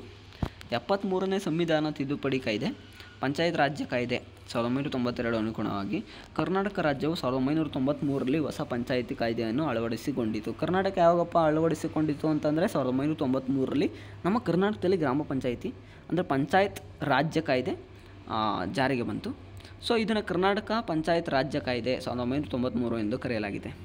ಸೊ ಈ ಟೈಮಲ್ಲಿ ಯಾರಪ್ಪ 1983ರಲ್ಲಿ ಕರ್ನಾಟಕ ರಾಜ್ಯ ಕಾಯ್ದೆ ಜಾರಿಗೆ ಬಂದಾಗ ಕರ್ನಾಟಕದ ಮುಖ್ಯಮಂತ್ರಿ ಯಾರಾಗಿದ್ದರು ಅಂತ ಕೇಳ್ತಾರೆ. ಇದು ಇಂಪಾರ್ಟೆಂಟು. ರಾಮಕೃಷ್ಣ ಹೆಗಡೆ. 1983ರಲ್ಲಿ ಕರ್ನಾಟಕ ರಾಜ್ಯ ಗ್ರಾಮೀಣಾಭಿವೃದ್ಧಿ ಹಾಗೂ ಪಂಚಾಯತ್ ರಾಜ್ಯ ಸಚಿವರು ಯಾರಾಗಿದ್ದರು ನಾವು ಆವಾಗಲೇ ಓದ್ದು ಅಬ್ದುಲ್ ನಜೀರ್ ಸಾಬ್. 1993 ನಮ್ಮ ಕರ್ನಾಟಕ ಅಳವಡಿಸಿಗೊಂಡಾಗ ಯಾರಪ್ಪ ಇತ್ತು ಅಂದರೆ ಕರ್ನಾಟಕದ ಮುಖ್ಯಮಂತ್ರಿ ಎಂ ವೀರಪ್ಪ ಮೊಯ್ಲಿ ಅವರು ಇರ್ತಾರೆ. ಸೊ 1993ರಲ್ಲಿ ರಾಜ್ಯದ ಗ್ರಾಮೀಣಾಭಿವೃದ್ಧಿ ಹಾಗೂ ಪಂಚಾಯತ್ ರಾಜ್ಯ RDPR ಅದರದ್ದು ಸಚಿವರು ಯಾರಪ್ಪ ಅಂದರೆ MY ಗೋರ್ಪಡೆ ಅವರು ಇರ್ತಾರೆ. ಸೊ ಇದಾದಮೇಲೆ ಪಂಚಾಯತ್ ರಾಜ್ಯ ಕಾಯ್ದೆಯ 1993ರ ಪ್ರಮುಖ ಲಕ್ಷಣಗಳು ನಾವಿಷ್ಟು ನೋಡಿಕೊಂಡ್ರೆ ಸಾಕು ಫ್ರೆಂಡ್ಸ್. ಲಕ್ಷಣಗಳೇನೇನು? ಪ್ರತಿ 500 ಜನಸಂಖ್ಯೆಗೆ ಒಂದು ಗ್ರಾಮ ಪಂಚಾಯಿತಿ ರಚನೆ. ಓಕೆನಾ, ತಿಳ್ಕೊಳ್ಳಿ. 500 ಜನ ಒಂದು ಏರಿಯಾದಲ್ಲಿತ್ತು ಅಂದರೆ ಒಂದು ಗ್ರಾಮ ಪಂಚಾಯಿತಿ ಇರುತ್ತೆ. ಪಂಚಾಯತ್ ರಾಜ್ಯ ಸಂಸ್ಥೆಗಳೇ ಪ್ರತ್ಯಕ್ಷ ಚುನಾವಣೆ ಅಂದರೆ ನಾವೇ ಡೈರೆಕ್ಟಾಗಿ ಎಲೆಕ್ಷನ್ ಹಾಕಬೇಕಾಯಿತು. ಗ್ರಾಮ ಪಂಚಾಯಿತಿಗಳಿಗೆ ಪಕ್ಷರಹಿತ ಚುನಾವಣೆ. ಸೊ ಯಾವುದೇ ಪಕ್ಷ ಇರಲ್ಲ, ನೀನೇ ಓನಾಗಿ ಪಕ್ಷ ಕಟ್ಕೊ, ನೀನೇ ನಿಂತ್ಕೊ, ಇಂಡಿವಿಜುವಲ್ಗೂ ಕೂಡ ಇರುತ್ತೆ ಅಂತ ಹೇಳಿದ್ದಾರೆ. ಪಂಚಾಯತ್ಗಳಿಗೆ ಚುನಾವಣಾ ಆಯೋಗ ನಡೆಸಿಕೊಂಡು ಅಂತೆ ಎಲೆಕ್ಷನ್ ಯಾವುದಪ್ಪ ನಡೆಸುತ್ತಂದರೆ ಸ್ಟೇಟ್ ಎಲೆಕ್ಷನ್ ಕಮಿಷನ್ ಕೂಡ ಈ ಒಂದು ಎಲೆಕ್ಷನ್ ನಡೆಸೋವಂಥ ಒಂದು ಅಧಿಕಾರ ತಾಳುತ್ತೆ ಅಂತಲೇ ಹೇಳಿದ್ದಾರೆ. ಸೊ ಅದಾದಮೇಲೆ ಮಹಿಳೆಯರಿಗೆ ಮೀಸಲಾತಿ ನಾನು ಆವಾಗಲೇ ನೋಡಿದೆ. ಸೊ ಈ ಒಂದು ಎಷ್ಟು ಹಂತಗಳಲ್ಲಿ ಪಂಚಾಯತ್ ರಾಜ್ಯ ಅಳವಡಿಸಿತ್ತು ಅಂತಂದರೆ ಜಿಲ್ಲಾ ಮಟ್ಟದಲ್ಲಿ ಜಿಲ್ಲಾ ಪಂಚಾಯಿತಿ, ತಾಲೂಕು ಮಟ್ಟದಲ್ಲಿ ತಾಲೂಕು ಪಂಚಾಯಿತಿ, ಗ್ರಾಮ ಮಟ್ಟದಲ್ಲಿ ಗ್ರಾಮ ಪಂಚಾಯಿತಿ. ಸೊ ನಾವೀಗ ಒಂದೊಂದೇ ಹಂತಗಳನ್ನ ನಾವು ನೋಡಿಕೊಂಡು ಹೋಗೋಣ. ಜಿಲ್ಲಾ ಪಂಚಾಯಿತಿ ರಚನೆ. ಜಿಲ್ಲಾ ಪಂಚಾಯಿತಿ ಯಾವ ರೀತಿ ರಚನೆ ಆಯಿತು, ಅದರ ಕಾರ್ಯಗಳು ಏನೇನು, ಇದ್ರ ಬಗ್ಗೆ ನಾವು ಕಂಪ್ಲೀಟಾಗಿ ತಿಳ್ಕೊಬಿಟ್ರೆ ತಾಲೂಕು ಪಂಚಾಯಿತಿ ಕಾರ್ಯಗಳು ಸೇಮ್ ಇದೇ ಥರ ಇರುತ್ತೆ, ಬಟ್ ಕಮ್ಮಿ ಜನಕ್ಕೆ ಇರುತ್ತೆ. ಗ್ರಾಮ ಪಂಚಾಯಿತಿ ಕಾರ್ಯಗಳು ಕೂಡ ಸೇಮ್ ಇದೇ ಥರ ಇರುತ್ತೆ, ಬಟ್ ಕಮ್ಮಿ ಜನ ಇರುತ್ತೆ. ನಾನು ಆಗಲೇ ಕೂಡ ಹೇಳಿದೆ ನಿಮಗೆ. ಸೊ ಸಂವಿಧಾನದ 243C ಸೊ 11th ಶೆಡ್ಯೂಲ್ ಬರುವಂತಹ 73ನೇ ಅಮೆಂಡ್ಮೆಂಟ್ ಆ್ಯಕ್ಟ್ ಪ್ರಕಾರ 1992 ಪಂಚಾಯತ್ ಕಾಯ್ದೆ ಪ್ರಕಾರ 243C ಏನಪ್ಪ ಹೇಳುತ್ತೆ ಅಂದರೆ ಗ್ರಾಮ ಪಂಚಾಯಿತಿ ರಚನೆ ಮತ್ತು ಕಾರ್ಯಗಳ ಬಗ್ಗೆ ಹೇಳುತ್ತೆ. ಸೊ ಏನೇನಪ್ಪ ಜಿಲ್ಲಾ ಪಂಚಾಯಿತಿ ಆಗಬೇಕಂದ್ರೆ ರಚನೆ ಯಾವ ರೀತಿ ಆಯಿತು? ಸದಸ್ಯರ ಸಂಖ್ಯೆ. ಎಷ್ಟು ಜನ ಸದಸ್ಯರು ಇದ್ದರೆ ಈ ಒಂದು ಜಿಲ್ಲಾ ಪಂಚಾಯಿತಿ ಅಂತ ಕರೆಸ್ಕೊಳ್ಳುತ್ತೆ? ಜಿಲ್ಲಾ ಪಂಚಾಯಿತಿ ಸದಸ್ಯರ ಸಂಖ್ಯೆಯನ್ನು ಜಿಲ್ಲೆಯ ಜನಸಂಖ್ಯೆಯ ಆಧಾರದ ಮೇಲೆ ನಿರ್ಧರಿಸಲಾಗುತ್ತದೆ. 1993 ಪಂಚಾಯತ್ ರಾಜ್ಯ ಕಾಯ್ದೆಯ ಪ್ರಕಾರ ಅಂದರೆ ಕರ್ನಾಟಕ ಪಂಚಾಯತ್ ರಾಜ್ಯ ಕಾಯ್ದೆಯ ಪ್ರಕಾರ ಜಿಲ್ಲಾ ಪಂಚಾಯಿತಿಯು 40,000 ಜನರಿಗೆ ಒಬ್ಬ ಪ್ರತಿನಿಧಿಯನ್ನು ಹೊಂದಿರತಕ್ಕದ್ದು. ಅಂದರೆ ಜಿಲ್ಲೆಯಲ್ಲಿ 40,000 ತಲೆಗೆ ಒಬ್ಬ ಹೆಡ್ ಅಂತ ಗುರುತಿಸ್ತಾರೆ. ಆದರೆ ಉತ್ತರ ಕರ್ನಾಟಕ ಜಿಲ್ಲಾ ಪಂಚಾಯಿತಿಲೆಲ್ಲ ಒಬ್ಬ ಸದಸ್ಯನು 30,000 ಜನರಿಗೆ ಪ್ರತಿನಿಧಿಸುತ್ತಾನೆ. ಚಿಕ್ಕಮಗಳೂರು ಹಾಗೂ ಕೊಡಗು ಜಿಲ್ಲೆಯಲ್ಲೆಲ್ಲ 18,000 ಜನರಿಗೆ ಸದಸ್ಯರು ಇರ್ತಾರೆ. ಯಾಕಂದರೆ ಅಲ್ಲೆಲ್ಲ ಕಮ್ಮಿ ಜನಸಂಖ್ಯೆ ಇರುತ್ತೆ. ಸೊ ಅದಕ್ಕೋಸ್ಕರ ಅಲ್ಲಿಗೆ ನೀವು ಜಿಲ್ಲಾ ಪಂಚಾಯಿತಿಯಿಂದ ಬಂದಿದ ತಕ್ಷಣ 40,000 ಅಂತ ತಲೆಗೆ ಬಂದ್ಬಿಡ್ಬೇಕು. ಚುನಾವಣೆ ಹೆಂಗೆ ನಡೆಯುತ್ತೆ? ಜಿಲ್ಲಾ ಪಂಚಾಯಿತಿಯ ಸದಸ್ಯರನ್ನು ಪ್ರಾಂತೀಯ ಕ್ಷೇತ್ರಗಳ ಪ್ರಜೆಗಳು ವಯಸ್ಕ ಮತದಾನ ಪದ್ಧತಿಯ ಮೂಲಕ ಪ್ರತ್ಯಕ್ಷವಾಗಿ ಚುನಾಯಿಸುತ್ತಾರೆ. ಏಕ ವ್ಯಕ್ತಿ ಏಕ ಮತ ತತ್ವ ಹಾಗೂ ರಹಸ್ಯ ಮತದಾನ ಪದ್ಧತಿಯನ್ನು ಅನುಕರಿಸಲಾಗುತ್ತದೆ. ಜಿಲ್ಲಾ ಪಂಚಾಯಿತಿಯ ಚುನಾಯಿತ ಸದಸ್ಯರು ಸೊ ಇವ್ರನ್ನೆಲ್ಲ ಓಟ್ ಹಾಕೋದು ಯಾರಪ್ಪ ಅಂತಂದರೆ ಲೋಕಸಭಾ ಮತ್ತು ವಿಧಾನಸಭಾ ಸದಸ್ಯರು ಇವ್ರಿಗೆಲ್ಲ ಓಟ್ ಹಾಕ್ತಾರೆ. ಸೊ ಮೀಸಲಾತಿ ಇವ್ರಿಗೆಲ್ಲ ಏನಪ್ಪ ಇರುತ್ತೆ ಅಂದರೆ ಒಟ್ಟು ಸ್ಥಾನಗಳಿಗೆ ಜಾತಿಗೆ ಅದೇ ಪರಿಶಿಷ್ಟ ಜಾತಿಗೆ, ಪರಿಶಿಷ್ಟ ಪಂಗಡಕ್ಕೆ, ಪರಿಶಿಷ್ಟ ಜಾತಿಗೆ ಒಂದು 15% ಇರ್ತದೆ, ಪರಿಶಿಷ್ಟ ಪಂಗಡಕ್ಕೆ 3%, ಈ ಥರ ಹಿಂದುಳಿದ ವರ್ಗಗಳಿಗೆ 3/1 ಅಷ್ಟು ಇರುತ್ತೆ. ಸೊ ಅದಾದಮೇಲೆ ಶೇಕಡ 50% ಸ್ಥಾನ ಮಹಿಳೆಯರಿಗೆ ಮೀಸಲಿಡಿದೆ. ಅಂದರೆ 50% ಮಹಿಳೆಯರಿಗೆ ಸ್ಥಾನ ಕೊಟ್ಟಿದ್ದಾರೆ ಈ ಒಂದು ಜಿಲ್ಲಾ ಪಂಚಾಯತಿಗೆ. ಅಧಿಕಾರ ಅವಧಿ 5 ವರ್ಷ, 5 ವರ್ಷ ಇದ್ದರೆ ಸಾಕು. ಸೊ ಪಾದಾಧಿಕಾರಿಗಳು ಜಿಲ್ಲಾ ಪಂಚಾಯತಿ ಮುಖ್ಯಸ್ಥರನ್ನು ಅಧ್ಯಕ್ಷರೆಂದು, ಉಪಮುಖ್ಯಸ್ಥರನ್ನು ಉಪಾಧ್ಯಕ್ಷರೆಂದು ಕರೀತಾರೆ. ಸೊ ನಿಮಗೆ ಈಗಾಗಲೇ ಗೊತ್ತು. ಅಧ್ಯಕ್ಷರು ಮತ್ತು ಉಪಾಧ್ಯಕ್ಷರು 30 ತಿಂಗಳು ಅಂದರೆ 5 ವರ್ಷ ಅಧಿಕಾರದಲ್ಲಿ ಇರ್ತಾರೆ. ಗೈರು ಹಾಜರಿ, ರಾಜೀನಾಮೆ, ಪದಚ್ಯುತಿ, ನಿಧನ ಇದರ ಕಾರಣದಿಂದ ಅವರೇನಾದರೂ ಕಾರ್ಯವನ್ನು ಅಲ್ಲೇ ಸ್ಟಾಪ್ ಮಾಡಿದ್ರು ಅಂದರೆ ಅವಾಗ ಮತ್ತೆ ಮರುಚುನಾವಣೆ ನಡೆಸ್ತಾರೆ. ಸೊ ಹಣಕಾಸಿನ ಮೂಲಗಳು, ಇವ್ರಿಗೆ ಹಣಕಾಸು ಏನೇನಿಂದ ತಲುಪುತ್ತೆ, ಹೆಂಗೆ ರಾಜ್ಯ ಸರ್ಕಾರದಿಂದನೂ ಬರುತ್ತೆ, ಜಿಲ್ಲಾ ಪಂಚಾಯತಿಗಳಿಂದನೂ ಇವರ ಟ್ಯಾಕ್ಸು ಅದ ಕಲೆಕ್ಟ್ ಮಾಡ್ತಾರಲ್ಲ, ಆ ಒಂದು ಬಜೆಟ್ನಲ್ಲಿ ಬಂದಿರುವಂಥ ದುಡ್ಡು ಅದೆಲ್ಲ ಇವರೆಲ್ಲ ಹಣಕಾಸು ಕೂಡ ಮೇಂಟೈನ್ ಮಾಡ್ತಾರೆ. ಸೊ ಸ್ಥಾಯಿ ಸಮಿತಿಗಳು, 5 ಸ್ಥಾಯಿ ಸಮಿತಿಗಳ ಮೂಲಕ ಕಾರ್ಯನಿರ್ವಹಿಸುತ್ತದೆ ಈ ಒಂದು ಜಿಲ್ಲಾ ಪಂಚಾಯತಿ. ಸಾಮಾನ್ಯ ಸ್ಥಾಯಿ ಸಮಿತಿ, ಹಣಕಾಸು, ಲೆಕ್ಕ ಮತ್ತು ಯೋಜನಾ ಸಮಿತಿ, ಸಾಮಾಜಿಕ ನ್ಯಾಯ ಸಮಿತಿ, ಶಿಕ್ಷಣ ಆರೋಗ್ಯ ಸ್ಥಾಯಿ ಸಮಿತಿ, ಕೃಷಿ ಮತ್ತು ಕೈಗಾರಿಕಾ ಸ್ಥಾಯಿ ಸಮಿತಿ. ಸೊ ಪ್ರತಿಯೊಂದು ಸ್ಥಾಯಿ ಸಮಿತಿಯಲ್ಲೂ ಒಬ್ಬ ಅಧ್ಯಕ್ಷ, 4 ಜನ ಸದಸ್ಯರು ಇದ್ದೇ ಇರ್ತಾರೆ ಫ್ರೆಂಡ್ಸ್. ಸೊ ಸಾಮಾನ್ಯ ಸ್ಥಾಯಿ ಸಮಿತಿಲಿ ಸಂಪರ್ಕ, ಕಟ್ಟಡಗಳು, ಗ್ರಾಮೀಣ ವಸತಿ, ನೈಸರ್ಗಿಕ ವಿಕೋಪಗಳಿಗೆ ತೊಂದರೆ ಆದರೆ ಪರಿಹಾರ ಒದಗಿಸುವುದು ಈ ಒಂದು ಮೊದಲನೇ ಸಾಮಾನ್ಯ ಸ್ಥಾಯಿ ಕೆಲಸ ಆಗಿರ್ತದೆ. ನೆಕ್ಸ್ಟು ಹಣಕಾಸು, ಲೆಕ್ಕ ಮತ್ತು ಯೋಜನಾ ಸಮಿತಿ ಏನಾಗಿರ್ತದೆ ಅಂದರೆ ಸಮಿತಿಯು ಒಬ್ಬ ಅಧ್ಯಕ್ಷ ಮತ್ತು 4 ಮಂದಿ ಸದಸ್ಯರನ್ನು, ಈ ಒಂದು 5 ಸಮಿತಿ ಸ್ಥಾಯಿ ಸಮಿತಿಯಲ್ಲಿ ಇದೆಯಲ್ಲ ಅದರಲ್ಲಿ ಒಬ್ಬ ಸದಸ್ಯ, ಒಬ್ಬ ಅಧ್ಯಕ್ಷ, ಇನ್ನು 4 ಜನ ಸದಸ್ಯರುಗಳು ಇದ್ದೇ ಇರ್ತಾರೆ. ಈ 5 ಡಿಪಾರ್ಟ್ಮೆಂಟಲ್ಲೂ ಒಬ್ಬ ಅಧ್ಯಕ್ಷ, 4 ಜನ ಸದಸ್ಯರು ಇದ್ದೇ ಇರ್ತಾರೆ. ಸೊ ಸೆಕೆಂಡ್ ಒನ್ನಲ್ಲಿ ಏನಪ್ಪ ಕಾರ್ಯನಿರ್ವಹಿಸ್ತದೆ ಅಂದರೆ ಜಿಲ್ಲಾ ಪಂಚಾಯತಿಗೆ ಸಂಬಂಧಿಸಿದಂಥ ಹಣಕಾಸಿನ ವಿಷಯಗಳಿಗೆ ಇವರೊಂದು ಮೇಲ್ವಿಚಾರಣೆ ಮಾಡ್ತಾರೆ. ಸೊ ಥರ್ಡ್ ಒನ್ನು ಸಾಮಾಜಿಕ ನ್ಯಾಯ ಸಮಿತಿ, ಅಂದರೆ ಇಲ್ಲಿ ಕ್ಯಾಸ್ಟ್ಗಳು ಅವ್ರಿಗೆಲ್ಲ ಪ್ರೋತ್ಸಾಹ ನೀಡೋದು, ಬಲವಂತದ ದುಡಿಮೆ, ಜೀತ ಪದ್ಧತಿ ಇದೆಲ್ಲ ಮಾಡಿಸ್ಕೊತಾ ಇದ್ರೆ ಅದಕ್ಕೆ ಹೋಗಿ ತಡೆ ಹಾಕೋದು, ಶೋಷಣೆ ಮಾಡೋದು. ಸೊ ಅದಾದಮೇಲೆ ಇವ್ರಿಗೆ ಕರ್ನಾಟಕ ಗ್ರಾಮ ಸ್ವರಾಜ್ ಮತ್ತು ಕರ್ನಾಟಕ ರಾಜ್ ತಿದ್ದುಪಡಿ ಮಸೂದೆ 2020ರಲ್ಲಿ ಶಾಸನ ಹೊಂದಿ ಇದರ ಲಕ್ಷಣಗಳು ಏನಪ್ಪ ಅಂತಂದರೆ ಈ ಮಸೂದೆಯ ಕರ್ನಾಟಕ ಗ್ರಾಮ ಸ್ವರಾಜ್ ಮತ್ತು ಪಂಚಾಯತ್ ರಾಜ್ಯ 1993 ತಿದ್ದುಪಡಿ ತರಲಾಗಿದೆ. ಅಧ್ಯಕ್ಷರು ಉಪಾಧ್ಯಕ್ಷರ ಅಧಿಕಾರವನ್ನು 5 ವರ್ಷಗಳಿಂದ 30 ತಿಂಗಳಿಗೆ ಇಳಿಸಲಾಯಿತು. ಈ ಒಂದು ಗ್ರಾಮ ಸ್ವರಾಜ್ ಈ ಒಂದು ಮಸೂದೆ ಒಂದು ತಿದ್ದುಪಡಿ ಮಾಡ್ತಾರೆ. ಅವಾಗ ಏನಪ್ಪ ಅಂತಂದರೆ ಈ ಒಂದು ಗ್ರಾಮ ಪಂಚಾಯತಿ, ತಾಲೂಕು ಪಂಚಾಯತಿ ಹಾಗೂ ಜಿಲ್ಲಾ ಪಂಚಾಯತಿಗಳ ಅಧ್ಯಕ್ಷರ ಉಪಾಧ್ಯಕ್ಷರ ಅಧಿಕಾರಾವಧಿಯನ್ನು 5 ವರ್ಷಗಳಿಂದ 30 ತಿಂಗಳು, ಅಂದರೆ 30 ತಿಂಗಳಂದರೆ ಎಷ್ಟು ಹೇಳಿ ಫ್ರೆಂಡ್ಸ್, 2.5 ವರ್ಷಕ್ಕೆ ಇಳಿಸಲಾಗಿದೆ ಫ್ರೆಂಡ್ಸ್. ಚುನಾಯಿತ ದಿನದಿಂದ 15 ತಿಂಗಳ ಮುಂಚಿತವಾಗಿ ಪಂಚಾಯತ್ ರಾಜ್ಯಗಳ ನೀವೀಗ ಇಲ್ಲಿ ಕಂಪ್ಲೀಟಾಗಿ ನೀವು ಇಲ್ಲಿ ನೋಡ್ಕೋಬೋದು. ಗ್ರಾಮ ಸ್ವರಾಜ್ ಬಗ್ಗೆ ಇಲ್ಲಿ ಕೊಟ್ಟಿದ್ದಾರೆ. ಸೊ ಸ್ಕ್ರೀನ್ಶಾಟ್ ಆದರೂ ತಗೊಳ್ಳಿ ಅಥವಾ ನಮ್ಮ ಟೆಲಿಗ್ರಾಮ್ ಜಾಯ್ನ್ ಆಗಿ. ಸೊ ಶಿಕ್ಷಣ ಮತ್ತು ಆರೋಗ್ಯ ಸ್ಥಾಯಿ ಸಮಿತಿ, ಸೊ ಅದು 4ನೇ ಸಮಿತಿಲಿ ಏನೇನು ಆಸ್ಪತ್ರೆ ನಿರ್ಮಾಣ, ಕುಡಿಯುವ ನೀರಿನ ಪೂರೈಕೆ, ಕುಟುಂಬ ಕಲ್ಯಾಣ ಯೋಜನೆ, ಆರೋಗ್ಯ ಸೇವೆಗಳು, ವಯಸ್ಕರ ಶಿಕ್ಷಣ ಮತ್ತು ಸಾಂಸ್ಕೃತಿಕ ಚಟುವಟಿಕೆಗಳು ಎಲ್ಲ ಮೇಂಟೈನ್ ಮಾಡೋದು ಈ ಒಂದು ಸ್ಥಾಯಿ ಸಮಿತಿಯ ಅಂಡರಲ್ಲಿ ಬರುತ್ತೆ. ಸೊ ನೆಕ್ಸ್ಟು ಕೃಷಿ ಮತ್ತು ಕೈಗಾರಿಕಾ ಸ್ಥಾಯಿ ಸಮಿತಿ ಅಂತ ಇರುತ್ತೆ. ಅದರಲ್ಲಿ ಕೃಷಿ ಉತ್ಪಾದನೆ, ಪಶುಸಂಗೋಪನೆ, ಸಹಕಾರ ಪ್ರೋತ್ಸಾಹಿಸೋದು ಮತ್ತು ಗ್ರಾಮೀಣ ಮತ್ತು ಗೃಹ ಕೈಗಾರಿಕೆಗಳನ್ನು ಪ್ರೋತ್ಸಾಹಿಸೋದು. ಇದಿಷ್ಟು ಬಂದು ಗ್ರಾಮ ಪಂಚಾಯಿತಿ ಅಂಡರಲ್ಲಿ ಬರುವಂತಹ 5 ಸ್ಥಾಯಿ ಸಮಿತಿಗಳು. ಸೊ ನೆಕ್ಸ್ಟ್ ಒಂದು ಬಂದು ಸಚಿವಾಲಯ. ಅದರಲ್ಲಿ ಆಡಳಿತ ಸಿಬ್ಬಂದಿ ಯಾರು ಇರ್ತಾರೆ, ಮುಖ್ಯ ಕಾರ್ಯನಿರ್ವಾಹಕ ಅಧಿಕಾರಿ ಇರ್ತಾನೆ, ಮುಖ್ಯ ಲೆಕ್ಕಾಧಿಕಾರಿಗಳು ಇರ್ತಾರೆ, ಗೆಜೆಟೆಡ್ ದರ್ಜೆ ಇವರೆಲ್ಲ ಮೇಯ್ನಾಗಿರ್ತಾರೆ. ಅದಾದಮೇಲೆ ಅವ್ರ ಕೆಳಗಡೆ ಮುಖ್ಯ ಕಾರ್ಯದರ್ಶಿಗಳು ಇರ್ತಾರೆ.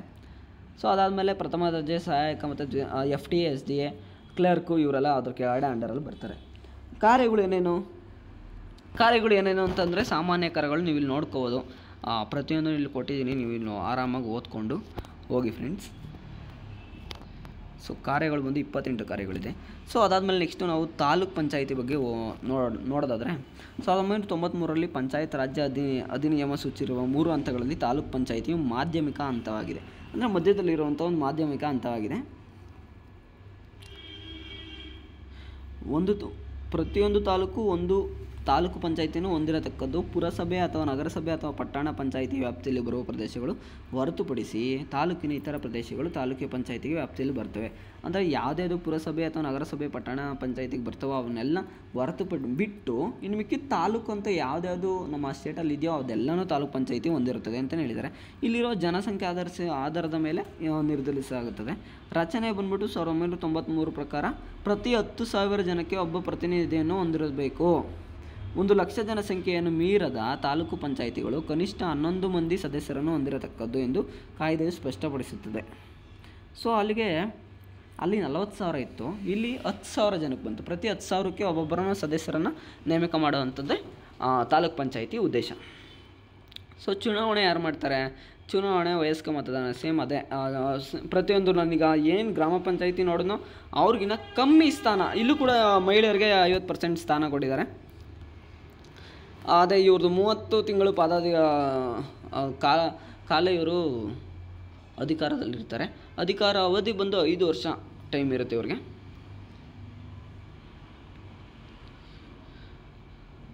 ಸಭೆಗಳು ಇವ್ರಿಗೂ ತಾಲೂಕು ಪಂಚಾಯಿತಿಲಿ 2 ತಿಂಗಳಿಗೂ ಕೂಡ ಸಭೆಯನ್ನು ಕರೆಯಬೇಕು ಅಂತ ಹೇಳಿದ್ದಾರೆ. ಸಭೆಯ ಕೋರಮ್ ಒಟ್ಟು ಸದಸ್ಯರ 1/3 ಅಷ್ಟು ಆಗಿರಬೇಕು. 10 ದಿನದ ಮುಂಚೆನೇ ಒಂದು ಸಭೆಯ ಮುಂಗಡ ಪತ್ರ ಅಂತ ಕಳಿಸ್ಬೇಕು. 2 ತಿಂಗಳಿಗೂ ಒಂದೊಂದು ಸಭೆ ಮಾಡ್ತಾ ಇರಬೇಕು ತಾಲೂಕು ಪಂಚಾಯಿತಿಲಿ ಅಂತ ಹೇಳಿದ್ದಾರೆ. ಹಣಕಾಸಿನ ಮೂಲ ಏನೇನು ಬರುತ್ತೆ, ಎಲ್ಲಿಂದ ಬರುತ್ತೆ ಅಂತ ಅಂದ್ಬಿಟ್ಟು ನೀವು ಇಲ್ಲಿ ಆರಾಮಾಗಿ ಓದ್ಕೊಳ್ಳಿ ಫ್ರೆಂಡ್ಸ್. ಸೊ ಇಲ್ಲಿ ಬಂದು ಸ್ಥಾಯಿ ಸಮಿತಿಗಳು 3 ಇದ್ದಾವೆ ಅಷ್ಟೇ, ಅಲ್ಲಿ 5 ಇದ್ದು. ಇಲ್ಲಿ ಕೂಡ ಪ್ರತಿಯೊಂದು ಸ್ಥಾಯಿ ಸಮಿತಿಗೆ ಒಬ್ಬ ಅಧ್ಯಕ್ಷ ಮತ್ತು 4 ಜನ ಸದಸ್ಯರನ್ನು ಕೂಡ ಕೊಟ್ಟಿರ್ತಾರೆ ಫ್ರೆಂಡ್ಸ್. ಸೊ ನಾವಲ್ಲಿ ನೋಡಿದ್ವಲ್ಲ, ಸ್ಥಾಯಿ ಸಮಿತಿ, ಸಾಮಾನ್ಯ ಸ್ಥಾಯಿ ಸಮಿತಿಲಿ ಏನೇನು ನೋಡ್ಕೊತೀವಿ, ಹಣಕಾಸು ಲೆಕ್ಕ ಮತ್ತು ಯೋಜನಾ ಸಮಿತಿಲಿ ಏನೇನು ನೋಡ್ಕೊತೀವಿ, ಸಾಮಾಜಿಕ ನ್ಯಾಯ ಸಮಿತಿಲಿ ಏನೇನು ನೋಡ್ಕೊತೀವಿ. ನಾನು ಒಂದೋದ್ರೆ ಸಾಕು ಫ್ರೆಂಡ್ಸ್, ಹೇಳಿದ್ನಲ್ಲ ಪ್ರತಿಯೊಂದೂ ಸೇಮ್ ಅದೇ. ಅಧಿಕಾರ ಮತ್ತು ಕಾರ್ಯಗಳು ನೀವೀಗ ಸೇಮ್ ಅದನ್ನೇ ನೋಡ್ಬೋದು. ಅಲ್ಲೊಂದು 20 ಏನೋ ಇದ್ದೋ, ಇಲ್ಲೂ ಕೂಡ 28 ಅಧಿಕಾರ ಇದೆ. ಸೊ ನೆಕ್ಸ್ಟ್ ಗ್ರಾಮ ಪಂಚಾಯಿತಿಗೆ ಅಂತ ಬಂದರೆ, ಗ್ರಾಮ ಪಂಚಾಯಿತಿ 1993ರ ಪ್ರಕಾರ ಗ್ರಾಮ ಪಂಚಾಯಿತಿ ಗ್ರಾಮೀಣ ಸ್ಥಳೀಯ ಸ್ವಯಂ ಆಡಳಿತ ವ್ಯವಸ್ಥೆಯಾದ ಗ್ರಾಮ ಪಂಚಾಯತ್ ರಾಜ್ಯ ವ್ಯವಸ್ಥೆಯ ಪ್ರಥಮ ಹಂತವಾಗಿದೆ. ಈ ಕಾಯ್ದೆಯ ಪ್ರಕಾರ 5,000 ಜನಸಂಖ್ಯೆಗಿಂತ ಕಡಿಮೆ ಇಲ್ಲದ ಹಾಗೂ 7,000 ಜನಸಂಖ್ಯೆಗಿಂತ ಹೆಚ್ಚಿಲ್ಲದ ಗ್ರಾಮವನ್ನು ಅಥವಾ ಗ್ರಾಮ ಸಮೂಹವನ್ನು ಗ್ರಾಮ ಪಂಚಾಯಿತಿ ಎಂದು ಪರಿಗಣಿಸಲಾಗಿದೆ. ಸೊ ಅಲ್ಲಿಗೆ ಏನಪ್ಪ ಅಂತಂದರೆ, ಕರ್ನಾಟಕದಲ್ಲಿರುವಂಥ ಗ್ರಾಮ ಪಂಚಾಯಿತಿಗೆ ಏನಂತ ಹೇಳಿದ್ರು, 5,000 ಜನಸಂಖ್ಯೆಗಿಂತ ಕಡಿಮೆ ಇರಬಾರ್ದು. ಓಕೆನಾ? 5,000 ಜನಸಂಖ್ಯೆಗಿಂತ ಜಾಸ್ತಿ ಇರಬೇಕು. 7,000 ಜನಸಂಖ್ಯೆಗಿಂತ ಹೆಚ್ಚಿಲ್ಲದ ಗ್ರಾಮವನ್ನು ಗ್ರಾಮ ಪಂಚಾಯಿತಿ ಎಂದು ಪರಿಗಣಿಸಿದ್ದಾರೆ ಅಂತ ಹೇಳಿದ್ದಾರೆ ಫ್ರೆಂಡ್ಸ್. ಸೊ ಬೆಳಗಾವಿ, ಚಿಕ್ಕಮಗಳೂರು, ದಕ್ಷಿಣ ಕನ್ನಡ, ಹಾಸನ, ಕೊಡಗು, ಶಿವಮೊಗ್ಗ ಮತ್ತು ಉತ್ತರ ಕನ್ನಡ ಜಿಲ್ಲೆಗಳಲ್ಲಿ ಜಿಲ್ಲಾ ಪಂಚಾಯಿತಿ ವ್ಯಾಪ್ತಿಯಲ್ಲಿ 2,000 ಜನಸಂಖ್ಯೆಯುಳ್ಳ ಪ್ರದೇಶಗಳನ್ನು ಗ್ರಾಮ ಪಂಚಾಯಿತಿ ಎಂದು ಪರಿಗಣಿಸಬಹುದು. ರಚನೆ ಏನಪ್ಪ ಮಾಡುತ್ತಾರೆ ಅಂದರೆ, ಪ್ರತಿ 400 ಜನರಿಗೆ ಒಬ್ಬ ಪ್ರತಿನಿಧಿ ಇರ್ತಾನೆ. ಸೊ ಗ್ರಾಮ ಪಂಚಾಯಿತಿಲಿ ಏನಪ್ಪ, ಒಬ್ಬ ಪ್ರತಿನಿಧಿ ಎಷ್ಟು ಜನಕ್ಕೆ ಒಬ್ಬ ಇರ್ತಾನೆ? ಅಲ್ಲಿ ಜಿಲ್ಲಾ ಪಂಚಾಯಿತಿಗೆ ತೊಗೊಂಡ್ರೆ 40,000 ಜನಕ್ಕೆ, ತಾಲೂಕು ಪಂಚಾಯಿತಿಗೆ ತೊಗೊಂಡ್ರೆ 10,000 ಜನಕ್ಕೆ ಒಬ್ಬ ಪ್ರತಿನಿಧಿ. ಇಲ್ಲಿ ಬರೀ 400 ಜನಕ್ಕೂ ಒಬ್ಬ ಪ್ರತಿನಿಧಿನ ಆಯ್ಕೆ ಮಾಡ್ತಾರೆ. ಚುನಾವಣೆ ಹೆಂಗೆ ಮಾಡ್ತಾರೆ ಅಂತ ನಿಮಗೆಲ್ಲ ಗೊತ್ತಿದೆ. ಗ್ರಾಮ ಪಂಚಾಯಿತಿ